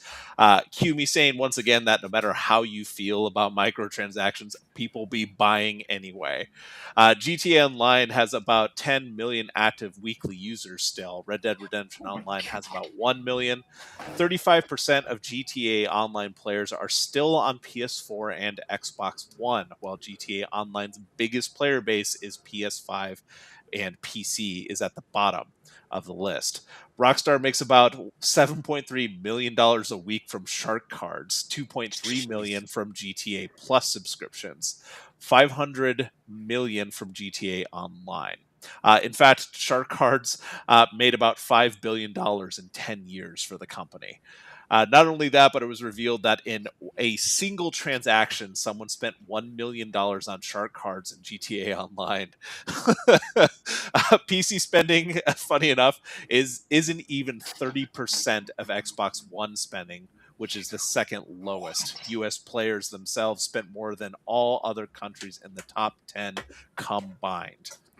So what did this leak even end up doing to Rockstar or Take-Two? Well, Insider Gaming is reporting today that the ransom absolutely had the opposite effect, as stock prices for Take-Two jumped the company's overall value roughly $1 billion. God, Nerd. Task failed successfully. How's that hating go over there? Wow. Boy, I got some shit to say when we get to the end of this. 'Cause we're gonna have a moment. If you're We're gonna have a well, I moment. appreciate you waiting to get all that hate just bottled up for us. If you're familiar with PC component and pre-built PC company NZXT, then you may remember their Flex PC rental program that rolled out in 2024. That program was ripped apart, most notably by Gamers Nexus, who did a deep dive early on and found that specs on PCs were misleading, customer support functions were broken, and prices would jump without warning during checkout. In fact, that expose in particular went as far as saying the program was a complete and utter scam. Well, today, NZXT and its partner Fragile agreed to settle the class action lawsuit brought against it and against the quote bait and switch program, and they'll pay a 3.45 million amount for that settlement. Also, some customers will be able to keep and own certain PCs, and a 1.45 million cash fund will be allocated to pay out customers. So interesting end to that little saga for the last couple of years. Yes, more dev team layoffs, this time from Chinese dev studio Lenzi, the team behind 2025 Souls like Wuchang Fallen Feathers. We talked about this on Discord a little bit. Reports are claiming that the dev team has been completely disbanded after the game's director left to form a new studio. Now, one report behind this says that the director was fired, but a follow-up from SavePoint Gaming points to them just leaving and then seeing the dev team dissolved afterwards. Either way, it looks like Wuchan is a one-and-done project. Forbes writer Paul Tassi has reported that Bungie's Marathon has likely a budget over $250 million, and that is excluding maintenance costs and upcoming content. The article actually also dived into the game's player base, where the majority were found to be on Steam, with 70% of players being on PC for the title. There's still plenty of players online with concurrent counts on Steam, still hovering around the 26K mark. That's actually what it was right before we kicked off the podcast. I went to check. And Bungie has stated they plan to support the game for many years and are in it for the long haul. So the game is still growing and getting updates, but the ultimate question will be, will it survive or will it be shut down prematurely by Sony? Amazon's Luna is moving forward with its approach to discontinue support for third-party game stores, and that's actually going to start on June 10th of this year. So that means that the EA, Ubisoft, and GOG stores, as well as the Ubisoft Plus and Jackbox subscriptions that were available on Luna, will all end and be unavailable at that time. Marvel Rivals will be getting a new PvE mode with Season 7.5. Blood Hunt is arriving on April 23rd, and NetEase's latest dev diary included info that covered a new hero progression system, a new trait system, 4 boss battles, a brand new loot system, and an all-new storyline. Also expect new theme costumes as well. They're doing a Hellfire Gala event the same day, and the first phase of Path to Doomsday is actually starting at the end of this month. So I know we have a couple people on the panel here who play Marvel Rivals, so it's worth talking about. We have some community members that are fans as well. That might actually get me to jump in. Yep. They're still supporting it. It's still super popular. If you're talking about skins too, like there's even more beyond that. Definitely check out their post about it if you want to get more info. An internal message from Xbox CEO Asha Sharma was obtained by The Verge, and the report is shining light on the fact that the new head admits that the service isn't the best deal for players. Quote, Game Pass is central to gaming value on Xbox. It's also clear that the current model isn't the final one, Sharma wrote via The Verge.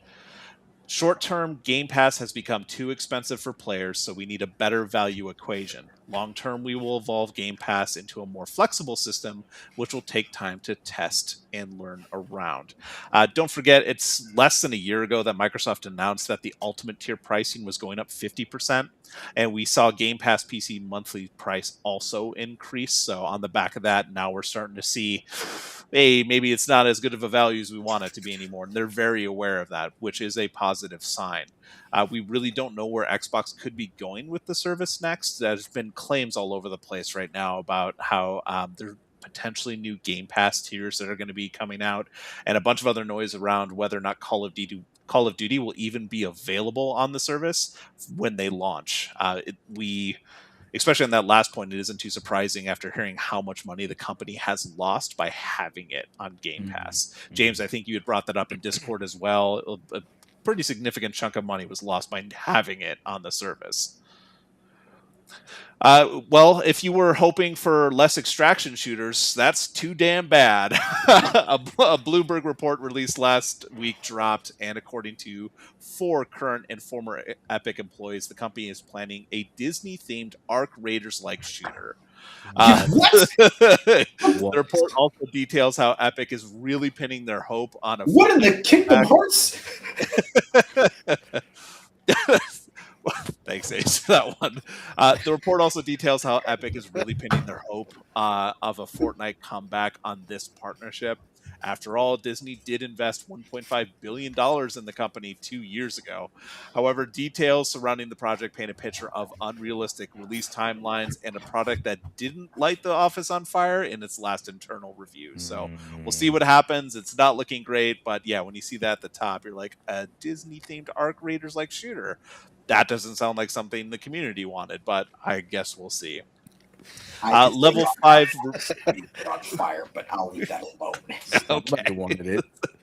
Hold on, Oliver's taking notes for his hating. Just give him a moment. We're almost there.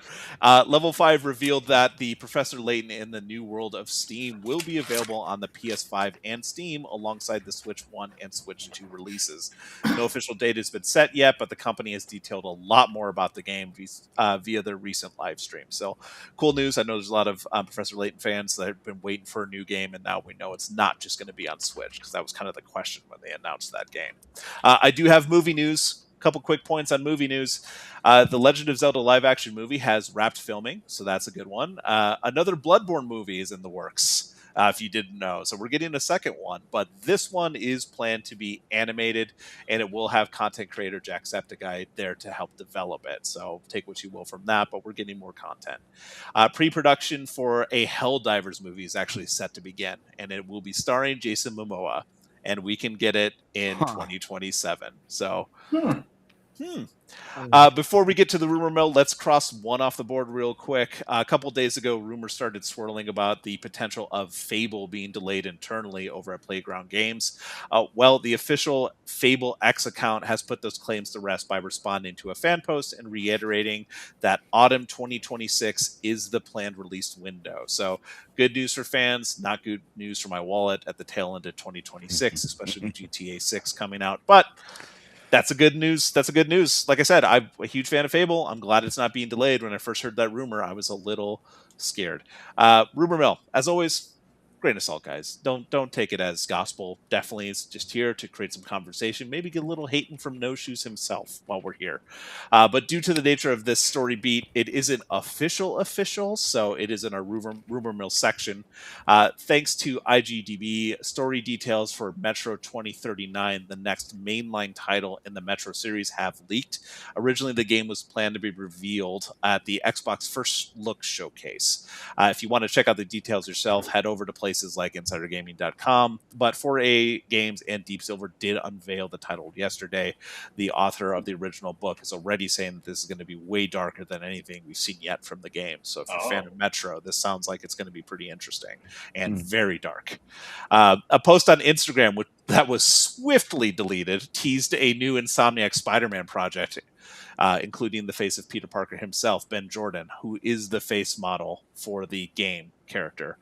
He was in mocap and dropped a "if you know, you know" post on Instagram with a spider emoji. So obviously there are a lot of fans of this franchise, so I thought it was worth mentioning on the pod. So people are kind of clamoring after the... if I remember right, there were some pretty good cliffhangers at the end of Spider-Man 2. So people are definitely looking forward to a third one.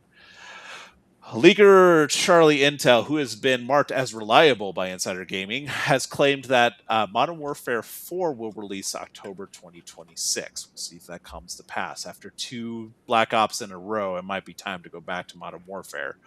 For a pair of Nintendo-based rumors, Insider Nate the Hate is back and is busy. First, he shared news of a potential new Star Fox game that will be revealed this month and launched this summer. Then Nate has claimed that the next 3D Mario game won't be released until 2027. Okay, The so final rumor that I Sorry. have here, what's up? no, just really quickly that the announcement or the potential announcement for that new Star Fox game like this summer. I mean, yeah, I know Mario Galaxy just dropped and everything, the Mario Galaxy movie, but that's still some pretty quick turnaround. Pretty quick. Absolutely. Final rumor that is just one that started blowing up like in my group chat this last day with some of my friends I play games with. To set the stage, in 2025, Naughty Dog studio head Neil Druckmann did reveal that another game separate from Intergalactic was being worked on by the studio. So a claim by Alexander in Gamer on X stated that the game in question is Uncharted. So as dubious as that may seem, is just someone just kind of throwing that out. Uncharted Lost Legacy's director did actually recently tease that a new project was being worked on, and it really makes it seem like it was a new Uncharted with what he posted. So I'm super excited for that. I do want a new Uncharted. I want to see where that goes. So I hope this rumor is true, but again, it's still a rumor, so we'll see what ends up happening. That's the news and rumors for this week, guys. Oliver, hate away, NoShoes. Once he gets done, if you want to rebut, whatever you got. Okay. Let's get off the notepad. Oh no. Here comes the hate. Here it comes. First and foremost, how the fuck do you actually do the transaction for $1 million shark cards? For $1 million, look, listen. I don't give a fuck what platform you're on. I don't care if you're playing on the Xbox. I don't care if you play it on the fucking PlayStation. I don't give a fuck if you're on Steam. Look, that's red flags going off. Like someone's calling your ass. Like, did you actually just fucking buy $1 million in fake money? Sure did. Paid for it. And they go, yes. Right? Like, no, you gotta have special clearance for that. They'll lock your card. They lock my card if I spend more than $800 at once. Right? A brother gotta buy a PC in pieces. I gotta go to the same fucking store in the same fucking city, right? Heaven forbid the next town over's got a good deal. They're like, woo, hey, you don't normally shop here, buddy. I'm like, God damn, I can drive 50 miles away. So no, that just sounded weird to me, and I wanted to criticize that person because I'm hey man, they don't understand how us poors live. In his pocket. Second on the hate list, the Disney hero shooter. Here we go. Look, He's excited. Don't lie. If and here's the thing, I fucking hate hero shooters. See, I hate, but if Elsa, if I can bust a cap in someone's ass as Woody and say there's a snake in my boot, I might be in. Like, you know what? I'm fucking stupid. He just like found the that. silver lining. Who is this guy? Money talks. Right. If I could do that, it's like, you know what? But it's gonna I hope fail. they take notes. It's gonna fail. All over about 5 copies. I remember Disney Infinity. They were like, we can do Amiibo too. Yeah, sure you can. You abandon that shit. I have nothing negative to say about the Bloodborne animated movie. No matter how bad it goes, and I can't believe I'm saying this, no matter how bad it goes, and remember, we lived through the Ewe Bowl era. We saw so much shit get turned into a movie. and he just kept getting away with it. But what's important was it means that Sony acknowledges that Bloodborne exists for the people who like Bloodborne, because I sure fucking don't. There you go. But I love the plot. I love the lore of Bloodborne. I hate the fucking game. But it means the odds of you getting a remaster of that Bloodborne to fix all of the things that caused me to hate that game go up. So I saw somebody point this out on Twitter. They were like, every time they go to make a movie or extend a property, they tend to re-release the game about the same time. They try to double dip, and it's like, So, if you like Bloodborne, you should actually be cheering this on and hope that Jacksepticeye does a good job producing, because I did catch that one. And then I had one tiny rumor myself. We're not going to get too deep into it. Well, I'm not going to, but so what's happened with Apple over just the past the past month, those sales on that MacBook Neo that I talked about last week are going so fucking well that they're now running out of that chip, the A18 Pro chip, period. Right? Like, they don't even have it for phones. They're just going, oh my God, everyone's buying this. So there's a rumor going around that there's a very good chance they're going to release the sequel to that product they launched this year, because they're going to use the A19 Pro that's in the iPhone 17, and with that is going to come a whole bunch of extended functionality, because they really are just taking the logic board from the phone and just gluing that shit in there with a hot glue gun and Lisa Frank sparkles and shit, right? And somehow this works, right? Like, it does. It just fucking works. I'm like, this Trapper Keeper is tight, man. I'll never lose it. You ain't losing that shit. Like, no, but the current MacBook Neo runs off the A18 Pro, has 8 gig of RAM, starts at 256 gigabytes of storage, right? And the rumor is that the MacBook Neo 2, again, could happen this year, is going to have the A19 Pro, which will have 12 gigabytes of RAM. That's just how that chipset comes, right? And start at 512 storage. So it might have a price increase, but there's a clear demand, and we all know it's coming. It's just now they're trying to pin down when. They already know what the specs are. It's just shit's moving fast behind this thing that I recommended for trying to game as cheap as possible if you got to get into an ecosystem. But, I just wanted to point that out because it's really surprising to me as a man who has long hated Apple, yet I own more Apple shit in my house than anything else. I think I have more Apple shit than I do the same name brand socks. I don't even fucking know who makes my socks anymore. I don't know. It exists, right? It's just a thing. I wish that was a joke. Like, no, I've got all this Apple shit. I'm like, I fucking hate Apple. It's like, do you, you goofy fuck? And I'm like, I tolerate Apple. Right? I'm just sitting here looking at my shit going, your black ass is talking too loud. Oh no, my timer's on an iPhone. Like, I can't get away from it. So I accept it. Like, it's a thing. But just, if I find out anything else, I'll make sure to let you guys know. I'm going to keep tabs on this one because it's a very interesting development in a very interesting time where, as Nick was discussing, we've got bad economic problems, just generally speaking, the world over. And I even made a comment myself on Twitter about this, where I was like, gaming is starting to lose its value proposition. That it's the best bang for your buck. It's getting a little dicey out there in the streets. That's all. And so, this caught my attention, and it's like, I'm going to keep watching it for people. That's all. Jason, got anything? No shoes? Commentary? He's got a nod is what he's got. He's like, yeah, no, it's getting hard out there in the streets. He has no shoes, people. I don't know what my socks are. He doesn't have any fucking shoes. It's desperate times. Help us. Because I didn't want Oliver to feel weird that he found this earlier. Okay, you're talking about desperate times, and then you pull up a now higher.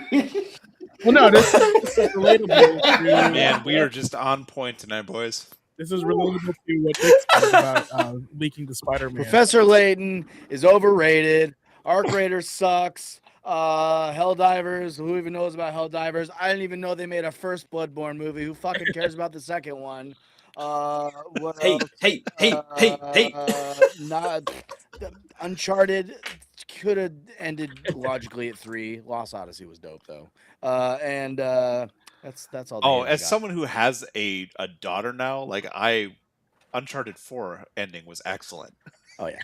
It changes your perspective. It does. The hate was manufactured. I promise. Maybe I know. Well, I saw you shaking your head when I mentioned Uncharted. I knew that we were the same, but you just felt the hate flow through you from Master Oliver over there. The panel has to get I'm too close to him. I'll just scoot over here. Right? He didn't sit in the back of the class with me and hating it. He done picked it up like it rubbed off on him. Now we was the hater. Yeah. I caught up at recess. Do it. Yeah. Panel's got to come together and get Nick Pragmata. Where did James go? Oh, there he is, right there. Am I not there? You're not on my screen. Covered by the live button. Oh, okay. What? Really? My ass better find something positive to say. This just correlates to what he was saying about the Spider-Man leak earlier.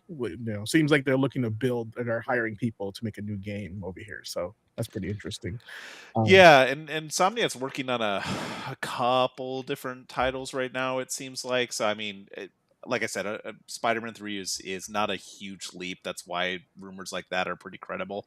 But when like the the face model does a mocap post and says, "If you know, you know," it's like, okay, well, that's a little bit more obvious. And it was deleted right away. So it was just like, okay, maybe that shouldn't have come out, kind of thing. So It's like, yeah, it's like, who do you think you are, Tom Holland?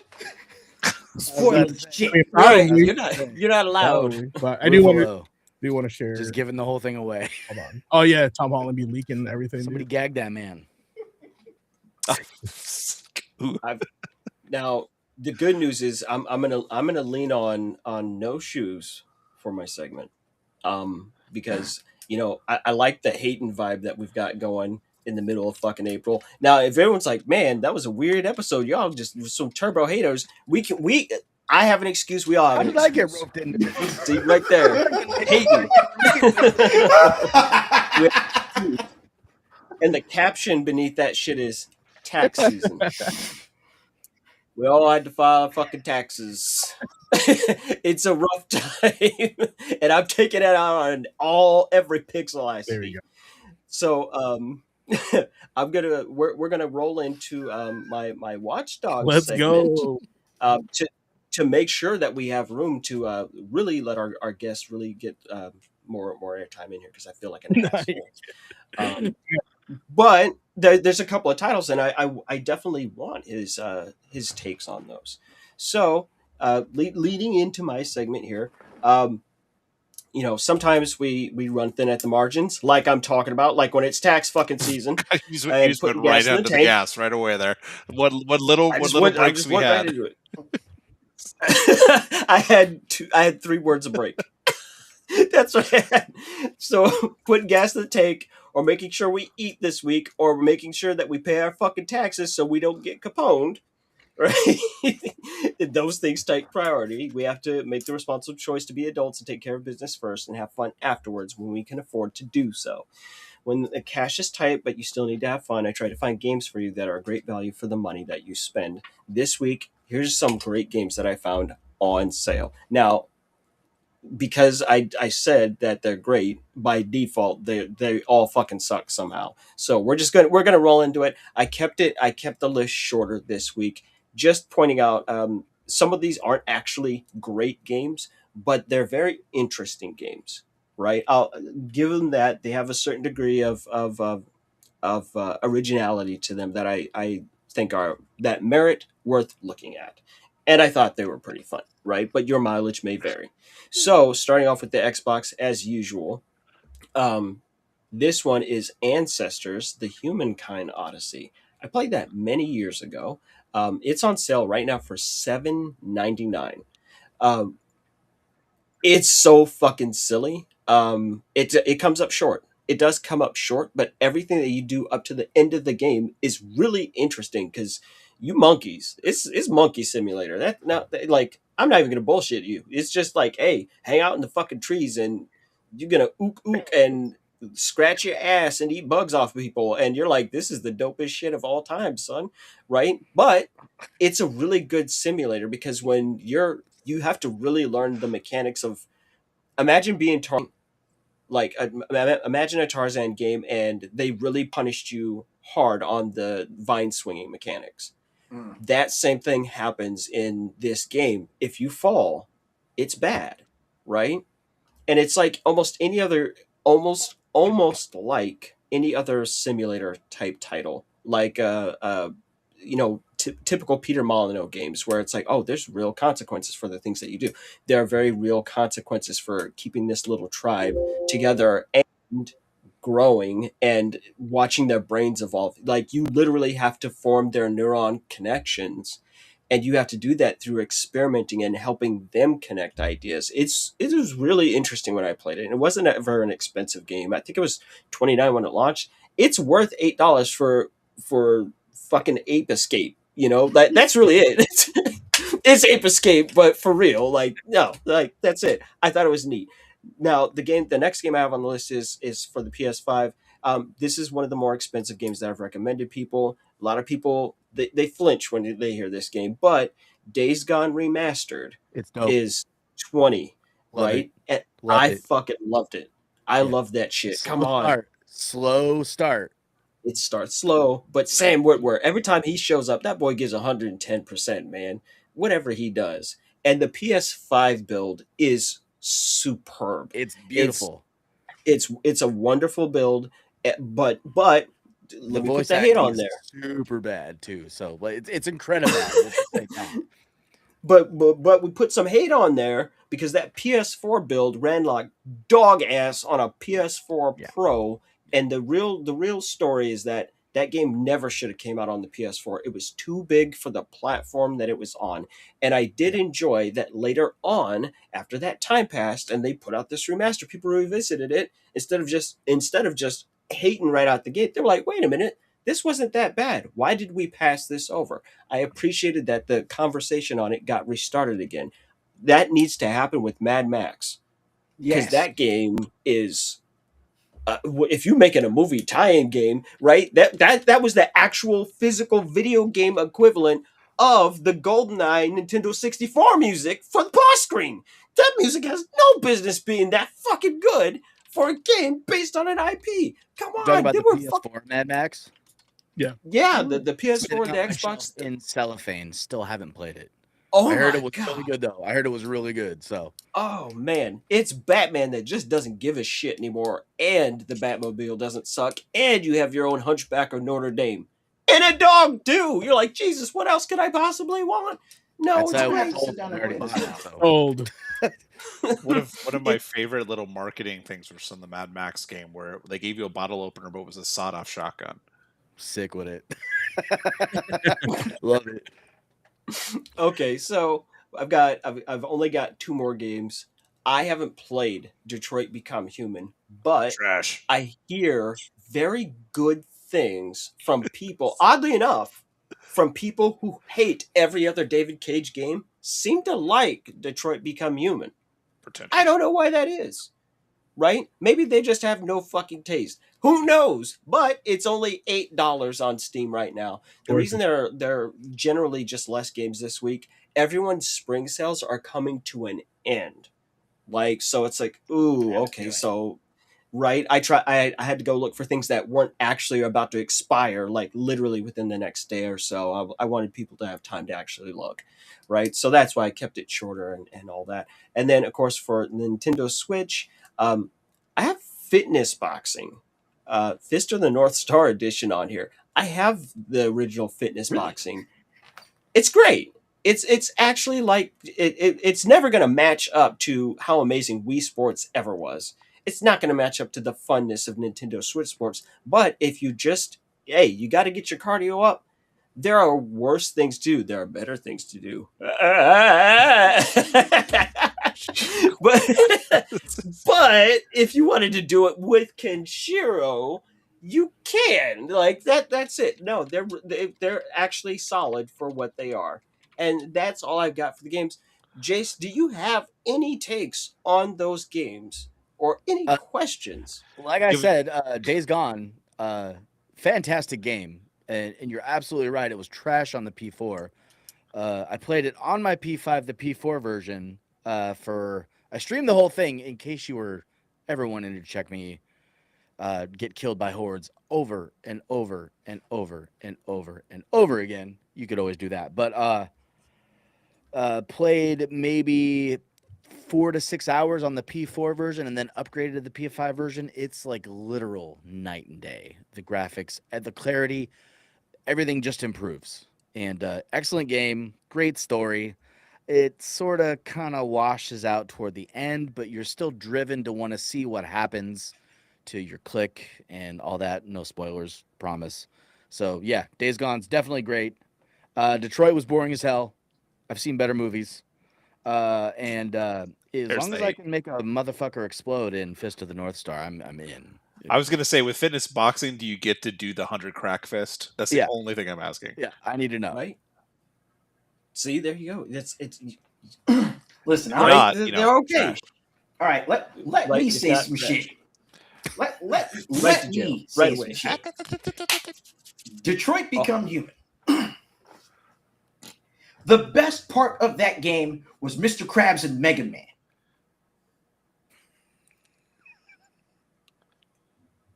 You said Mr. Krabs and Mega Man. Okay. Other than that, the rest of the game and the vast majority of the people streaming and commenting on that shit, including certain non-entities in this household, nah. Every time I even see that game on the shelf, I have a visceral, like my visceral allergy to bullshit gets triggered. I want to slap someone every time I see that game on the shelf.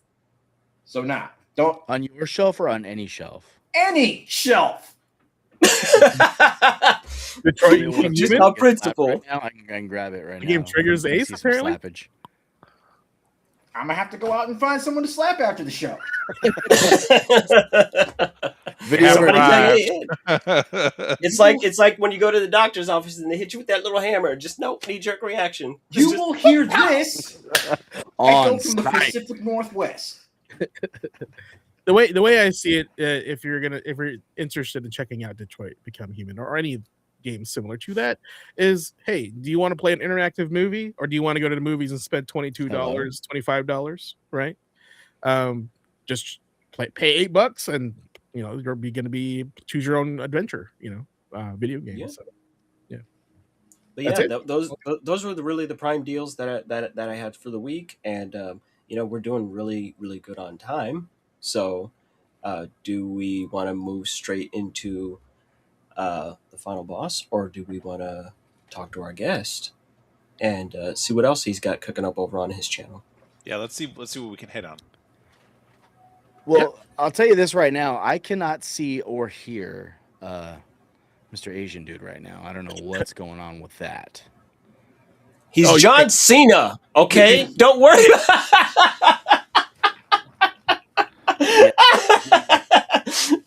Oh, Wait. don't worry about Oh it. no, I was about to say some vile shit. What about Oh, now? shut up. can you see me or no? So, I don't know if he's directing me to say anything right now or what's going on here. I don't know. No. Can you guys hear me? Yeah, I we can- can Yeah, hear you. we can hear you and see you just No, fine. and I've got the feed over here. I can see him on my feed, but I cannot see him here in the Oh, it's live an window. awkward time to find out that you muted him globally. Did I do that? Can I do that? I mean, like we said, the hate was strong today. You just hate him so much. Subconsciously. No, I don't know. I haven't done that. I Subconsciously. don't know. Try Dude, I have no leaving idea what's the- going on. try leaving the Should room. I try and refresh the page? What should I do? I don't know. Try leaving the room, coming back in. Somebody tell them that. Try Yeah, leaving he the room said and come back try in leaving and come back. Leave and come back. Okay. because Well, we're you- done with you. It's a real be gone thought energy. Your time has been depleted. I'm just Damn. channeling what my profile picture is.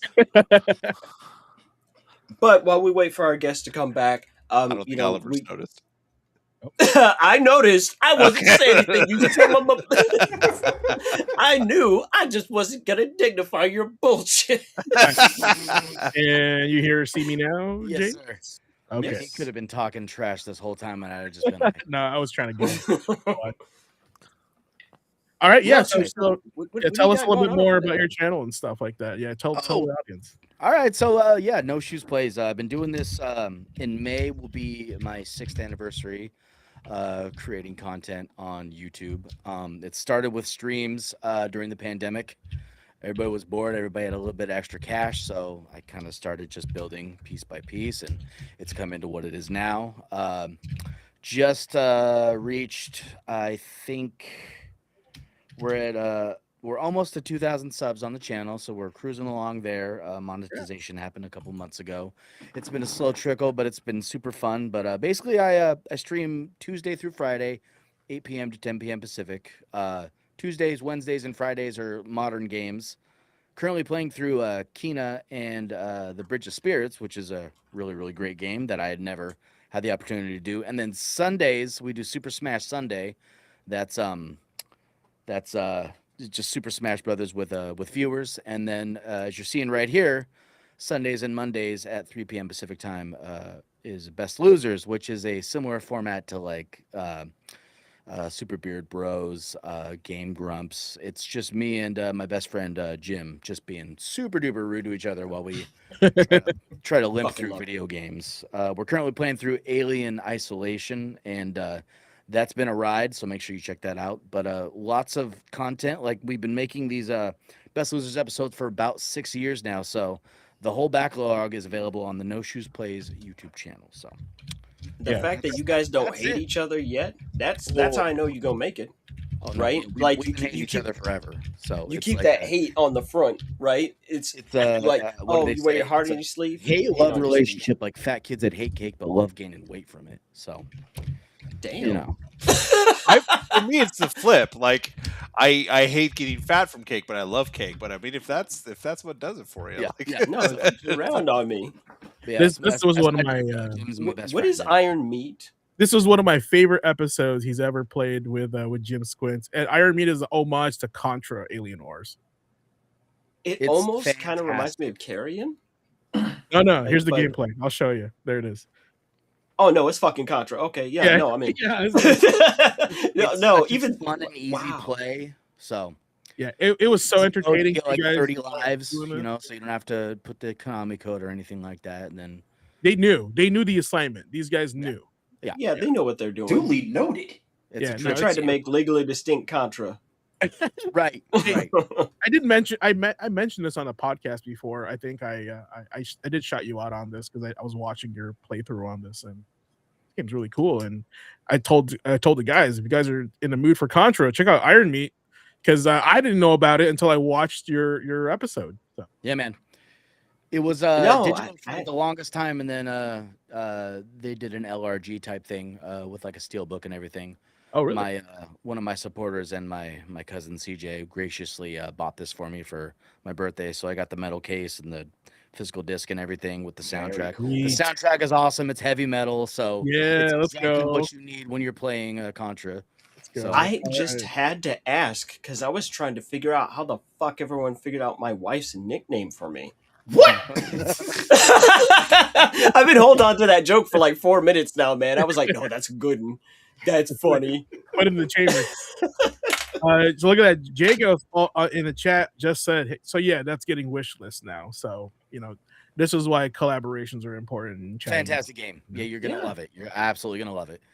And it's even better with a homie. So cool. Now, is it couch co-op only, or is it also have online? Both co-op. Both. I fucking love to hear it. Yeah, we do Best Losers. He's literally sitting just to the left of me in this exact same spot right here. We do all the recording live and with one another. So it's a little crass. I mean, judging from the subject matter of this show, I don't think any of the viewer base. The amount of times I've said "fuck" tonight is impressive. Oh, the amount of times in an episode. That's what I get for putting the title as "Taking It Easy." That's what taking it easy, and I come out hard as shit. Somebody makes like a Headmaster, you gotta talk to the faculty after the show. You're gonna love it. It's like Family Guy, but real life, almost. No, it's pretty funny. You guys, I think you guys were playing Last of Us, and I was like, your commentary on The Last of Us was just like, it just had me cracking up. It was so hilarious. It's unfiltered, and it's nonsense. It's absolute nonsense. The goal is to try to eliminate as much silence as you can. And dude, sometimes I go motor mouth, and then sometimes Jim has too much coffee, and it's we just crack each other up. So it's a really good time. Yeah, I hadn't had a Mountain Dew for like 8 months. I've been off of caffeine, and I fucked around and had the best Mountain Dew, like literally before the show started. So no, I'm just an old person on a sugar rush right now, and it turns out like if I have enough sugar, I just have Tourette syndrome. I just kind of lose my fucking mind, apparently. Yeah, but is the real Baja Blast tonight. Oh, really? You ate Baja Blast? No. I'm just saying that the Fueling the haterade hate. tonight Oh, is the fueled fuel. by- Yes, yeah. yes. This is sponsored by Mountain Dew. They're like, get that shit away from us as No, far as possible. I'm gonna get hit with my second cease and desist in my life. It's funny. I'm about to say, don't you put that evil on me, Ricky Bobby. I was gonna say I it's have a funny how that question. ends up coming up just because of the fact that I haven't had Mountain Dew for a very, very, very long time. Even like the Baja Blast, I know everyone's into that. We were actually talking at the brewery I work at now that we're gonna potentially try to do a seltzer for summer. That's gonna be a hard seltzer that's flavored like Baja Blast. Oh, that's gonna be dope. That should be Yeah. interesting.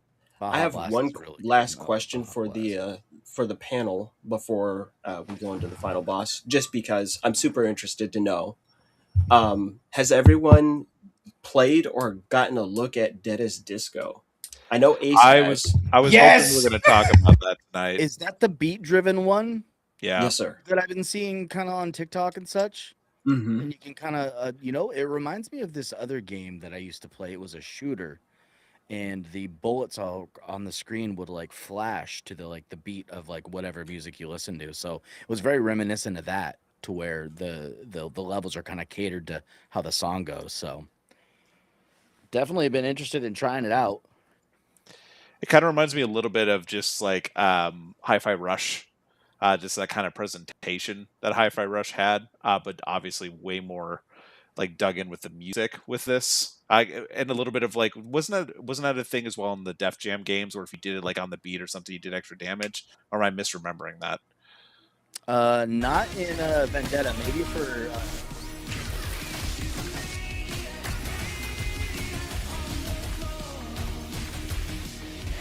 Yeah, you can literally hear it like going with the beat. That's pretty cool. Now, a little bit about Dead as Disco. One thing that, for the folks that have actually been playing it, or at the very least playing the demo, you are definitely going to want to actually take a look at the advanced editor for when you are uploading your songs.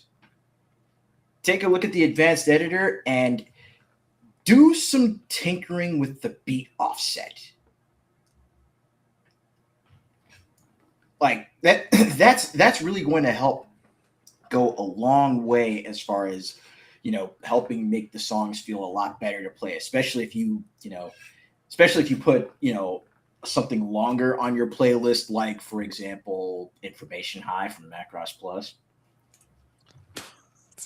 I am just gonna like overwrite every song with Eurotrash and break beats. Do it! From Initial D, and just try to like do that. Do it!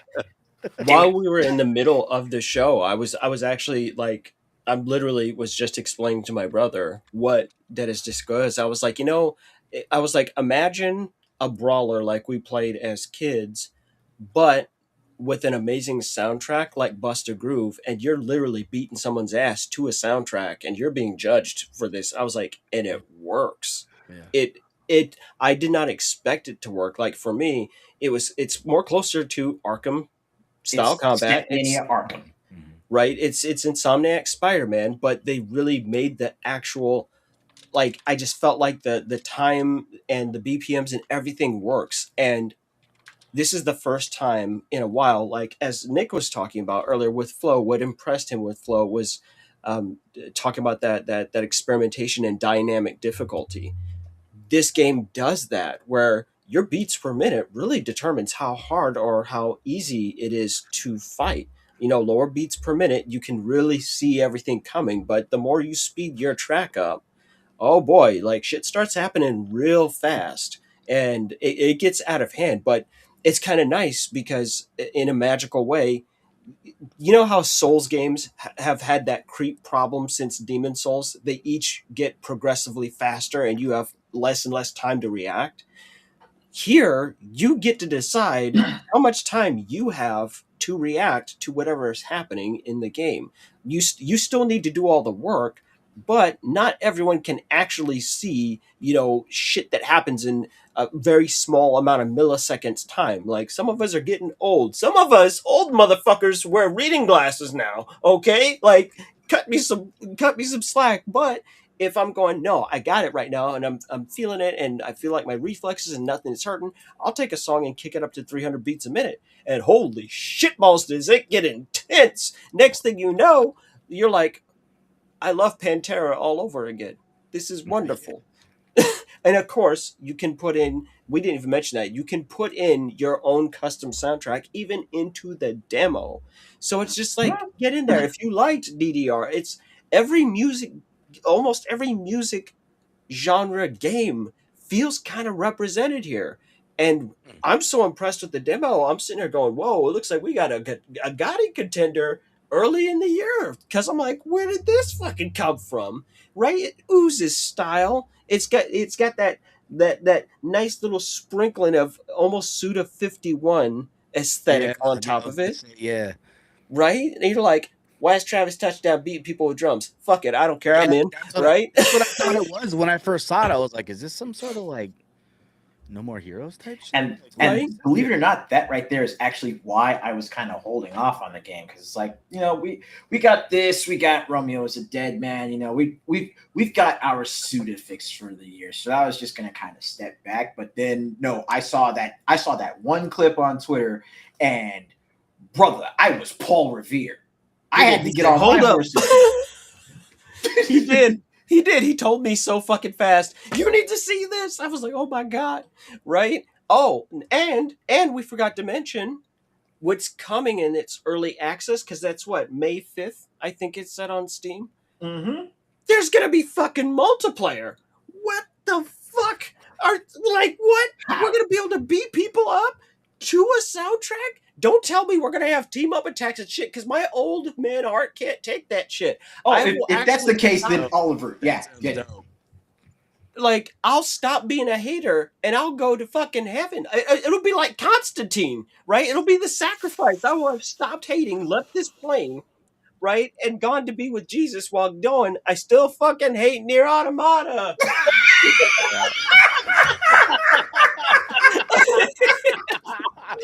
I will. The man just floated off screen on his page. Like, this is just the way it's gonna fucking be. But no, it's a terrific demo. If you don't like music games, don't bother with it. If you don't like brawling, don't bother with it. But I do encourage you to look on YouTube or check someone out on Twitch who might be playing it at the moment, because it's a curiosity to be sure. And it's like, this is just fun to look at, right? It's like jingling the fucking keys over the baby. Like, you're just like, ooh, that's neat. And I'm like, oh yeah, I'm a big baby. Just one last thing about Dead as Disco from me. I found a clip of someone playing that Infinite Disco stage to fucking Footloose, and I shared it around my office earlier this afternoon. Best soundtrack ever. I'm gonna load up. Best soundtrack ever. I'm gonna load up Ramna 1/2 music, because Hell yeah, Dude, I'm still rocking the initial D. I'm just gonna be doing Eurobeat. do it. Massive BPM. Just getting Everything into those feels corners. good. It feels good. It shouldn't. Yeah, the Guile first thing Steam. probably the banger. Guile Steam goes with everything. Actually, before we get too far away from it and wrap it all up, I know we don't get to spend a ton of time with NoShoes. So NoShoes for 2026, man, like, what are some games you're looking forward to playing yourself? Not just for content creation, but something you're passionate about or something you got your eye on. I was actually having this kind of discussion with myself about a week ago, whether I was actually going to stream GTA 6 or if I was just going to play it for myself. The folly of like streaming games that are so big is either everybody's playing it or everybody's watching someone else playing it. It's never one or the other. I had this happen with Resident Evil Requiem. I thought for sure I'd have droves of people checking me out playing this game. And it was a trickle at best, which I'm always happy for people that hang out and chat with me on stream. It always makes the stream a lot more fun. But it didn't really have the desired effect that I had, so I've really been like considering just kind of keeping GTA 6 for daddy, and then maybe a year down the road after everything's kind of simmered down, maybe play it again on stream. So GTA 6, super excited for that. Let's talk about what's coming out Friday, Pragmata. I've been waiting for this game forever. Definitely going to stream that one. So those are really the only two like big games on my radar because everything else that I've been kind of looking at is a little bit kind of out in the future. So That's another good demo, by the way, folks. Like, yeah, Pragmata was surprisingly really fun and showcased itself really well. And you know what you said about how you're just gonna keep that GTA 6 yourself. I recently, just within the past 2 years of streaming myself, I noticed the exact problem you're describing, yeah. and I basically told people I was like, I don't stream AAA games on No, release flip side anymore of it is, because I didn't play Expedition 33 until very recently, long yep, after the hype had like died down. And there yep, were like 3 or 4 concurrent streams where I had 40 plus people watching me. And I think they were waiting to see my response to the end of Act 1 because no spoilers, something real big happens at the end of that first act. And I think they yep, were waiting to see me like do whatever, so on the flip side, if you give something a little bit of time, the fervor dies off, and then you get all yep, these people that like to watch because they know what's going to happen and they want to see yep. your genuine reaction.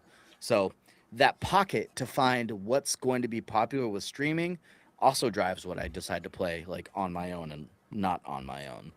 Yep. Yeah. So, That's why I wanted to ask. I don't know if Appreciate that it. answered the question or not, but Yeah, no. No. I mean, it's a different approach. You do that more than we usually talk about on our pod. We focus a lot more on like our personal experiences with right. the past and stuff, and kind of what we're looking forward to a little bit.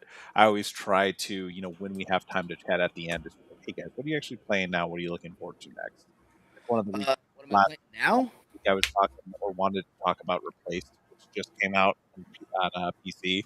Like I can't wait to sit down and actually spend time and play that. But it's like that's a game for me kind of thing. Right. Not one I can with my friends. Right. No, it's totally how it is. Sometimes you just got to decide that I'm just going to keep this for me, and other times I got to decide this is something I want to share with other people, or if I have to put it on the back burner and share it later.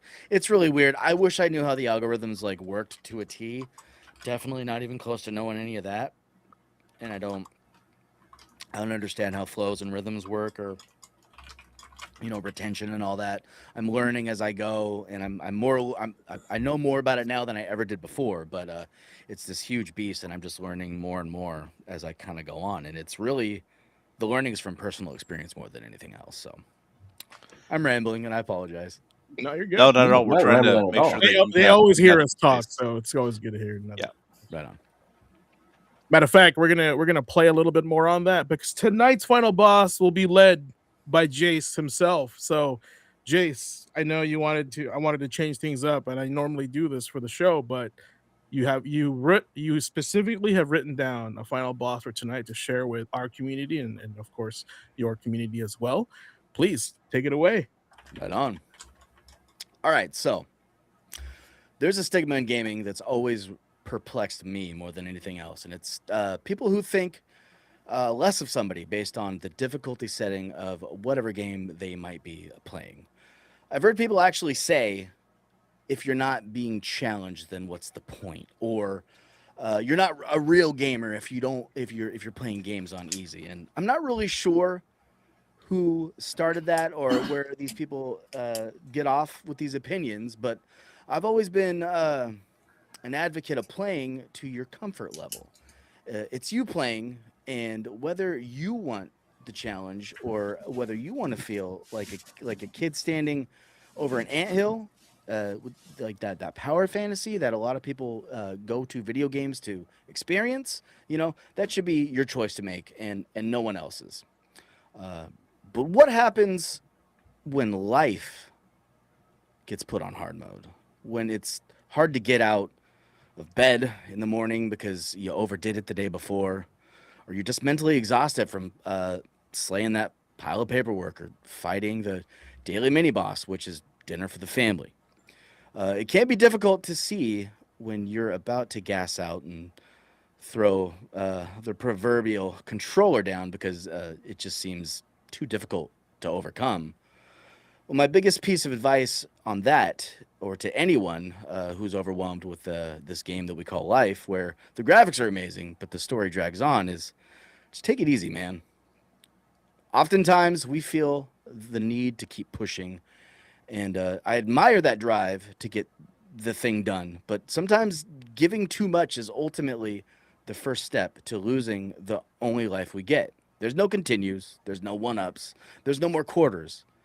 And as hard mode as life is already, there's always a time to just downshift, take care of self, and really, really rest. Like, really rest. Not that I'm going to take a little nap, but really, really decompress and think about things. You don't need to prove anything to anyone, and realizing that you don't have to do everything on hard mode or even nightmare mode, it's the first step to getting your hands back on the controller to do it right. A great philosopher once said, life moves pretty fast. If you don't stop and look around once in a while, you could miss it. So relax. Do your best to put life on easy mode, even for just a little bit. Thank you. For the record, I fucking hate Ferris Bueller's Day Off. I hate that movie so much. I just need. I have one last hate in the chamber. I do. I can't stand that goddamn movie. But top 3 favorite movies of all time. But here's everything that he said that was absolutely 100% true, and I can't thank you enough for adding that final boss for this week's episode, especially because all video games, let's put it this way. 2,000 years ago, Sun Tzu said all warfare is based on deception. And 2,000 years forward in time, a fucking idiot called me, Oliver, said that all video games are based on perception. Your ability to perceive certain bits of stimuli that are happening in front of you and having the correct response for those things. And one of the things that we tried to do here at Gamer Quotient was we tried to get you to take skills that you have developed unknowingly in games and pulling them back into your day-to-day life. If you're playing a game and you're playing something real intense, I mean, Ace and I can sit right here and tell you, you're going to burn those hands up on a fighting game, especially something like fighting, like Guilty Gear. Learn how to put the controller down instead of giving yourself a very serious injury because you can. Right? Like you'll sit there and next thing you know, you got icy hot in your shit and you're like chicken winged up and you're like, my hands hurt, right? I tried to Daigo parry for the past 8 hours. Don't do that. Like, don't play Mario Party. Right. Put the fucking controller down. And that's really what Jace is trying to say here. Learn when you've hit your wall. It is not an admission of defeat. Not at all. To go, okay, right now, this is my current ceiling, and I don't have more than that. If I try to go past this, it's going to spill over, and then you have catastrophe on your hands. It takes great bravery and great courage, and I've been saying that a lot this week, to be able to say what your line is, right? To know what your limits are. Eventually, you're going to move past those limits. You will exceed those limits, but right now, you're just acknowledging what you can do. Right? Every single person that really soaked up any Souls game, full experience, just sat down and had their first one, it felt like an impossible, daunting task. And then come talk to that guy 6 months later after he's beaten it, and he's like, I don't know why that was ever hard to me in the first place. Like, conceptually, it wasn't difficult. I just needed to kind of slow down and pay attention, right? So you will grow the same way in your external space too. Right. And yes, just sometimes when we are just not feeling our best, even a simple thing can feel like an accomplishment. Don't devalue your accomplishments. If you're someone who's depressed, if you're listening to this show and you have depression right now and you got up today and you just came over to listen to us, good fucking job. Because you still have something in your tank. That's a small victory. Take that, Mitch. You do one of these numbers. Take it. You fold that up. Tuck that shit into your bra. I don't care if you're a dude or not. Put your shit on and go like, I'm going to hold that one close to my heart because I'm running on fumes, right? And you're trying to make that last until you can get to the next damn pit stop, right? It's like Mad Max, right? You live or die based on whether or not you have gas. And knowing where your lines are is so important. And especially when it comes to difficulty. You know what? Ace has heard me say this all the time, right? Yeah, there are people out there like Team Darkside. There are people who are infinitely better at Monster Hunter than me. And I go, I don't fucking care. To me, victory is the monster's dead and I'm not. The monster's dead, my team's not. Right? I'm not here to play games to your standard. I'm here to play them to mine. If I feel like we can do what we do a little bit faster, a little bit cleaner to our satisfaction, great. Right? But I'm not going to hold myself to some weird, impossible standard that makes games now stressful. If they are nothing but a stress point for me, they are pointless to me. They're a place where I'm supposed to feel comfortable to just do things, not a thing that I just fucking dread coming to. That's just called a job. We went through that shit with World of Warcraft. We watched what people raiding in WoW was like. They were like, oh, people were burning out and getting divorced and shit. It's like, oh. Motherfuckers had to clock in for the raid. I'm like, you're not even paying that guy. No, fuck that. That doesn't sound like a good time. If it doesn't sound like a good time to you, don't do it. If playing the game on the hardest difficulty, it doesn't sound like fun to you, don't do it. If playing the game on the easiest difficulty doesn't sound fun to you, don't do it. Yeah. Do the thing that's right for you. Mm-hmm. That's it. And no matter what, even with my hot ass nuclear fire fucking takes tonight, fuck me and fuck my opinions. I'm just some fucking weird old dad in the middle of Iowa. And if my opinion holds that much fucking weight, like, no, you got bigger problems. I'm just a guy who just has his own experiences and things he thinks he likes and things that he enjoys, or just my own little personal life's observations. But if you found a value in a thing, hey, fuck it. I'm proud of you. Fucking high five. Give it up. You found something you cared about. That's good. That's the thing we worry about. Thank God someone said it. Take Oliver down a peg, Oliver. Do it. Yeah, fuck that guy. Nobody likes that guy. Just take it easy, man. Just take it easy. Nobody likes Millhouse.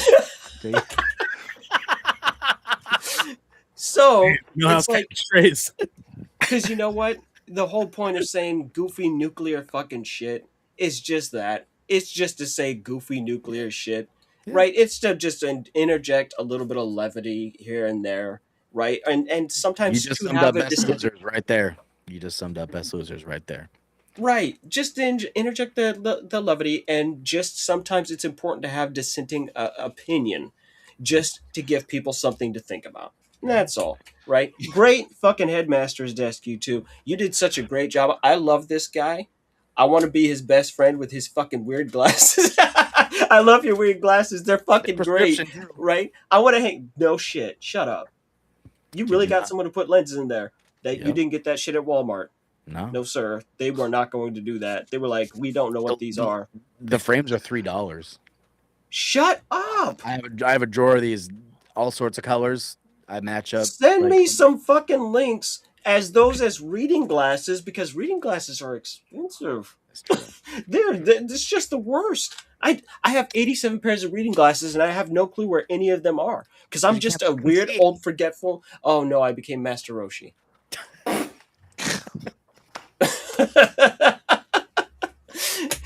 No, I love this guy. I love his channel. Will you tell them again where your channel is, please? NoShoes Plays, YouTube. That's about it. That's it.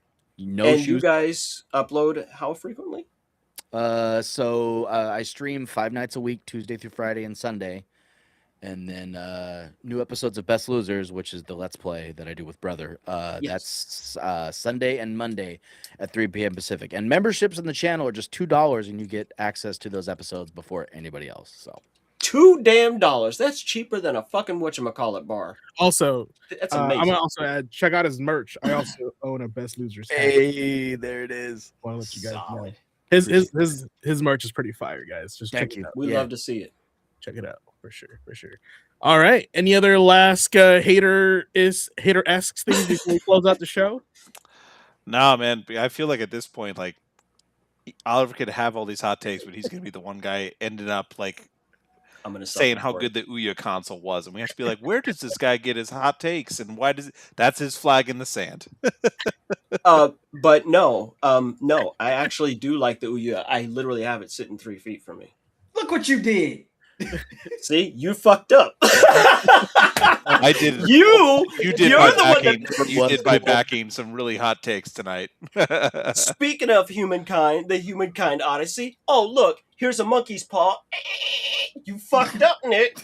You No, did that. I'm glad that made you the like wish. it. I now know where you stand on it, and that tells me everything I need to know about that. All right. All right. Well, that's gonna do it for to us tonight, guys. Super fun show. Gamer Quotient Gaming Academy tonight. Thank you to everybody who pulled up for class something too, hung out with the faculty, joined the discussion, and helped make what this class what it is. Bunch of crazy people, old and young, and everybody all over the place. And of course, special shout out to NoShoes for joining us tonight, bringing his voice, perspective, and energy to the show. Tonight, we talked about community, influence from that, gaming history, the news cycle, rumors, deals, and of course, a little bit of Final Boss that hit a little closer to real life. I too have to learn how to take it easy as well. And you don't have to play everything on hard mode. Sometimes the strongest move is not pushing until you break. Sometimes the smartest play is taking a step back, catching your breath, and making sure you got enough in the tank to keep going. Now, in games, we respect pacing, and in life, we should probably learn to do the same. So when you're at tonight, wherever you are tonight, whether you're grinding, building, resting, or trying to get through the week, take care of yourself. It is only Tuesday. Give yourself permission to breathe. The mission will still be there tomorrow. Thank you again for being part of the Academy. Be sure to follow, subscribe, share to the show. Check out the links for the channel, merch, of course. And of course, check out NoShoes stuff as well, our fellow brother here in the gaming space. Until next time, study hard, game harder, stay sharp, and always remember to ask yourself, what is your gamer quotient? Have a good night, guys. Take it easy. Take it easy, See you friends. next week. Class dismissed.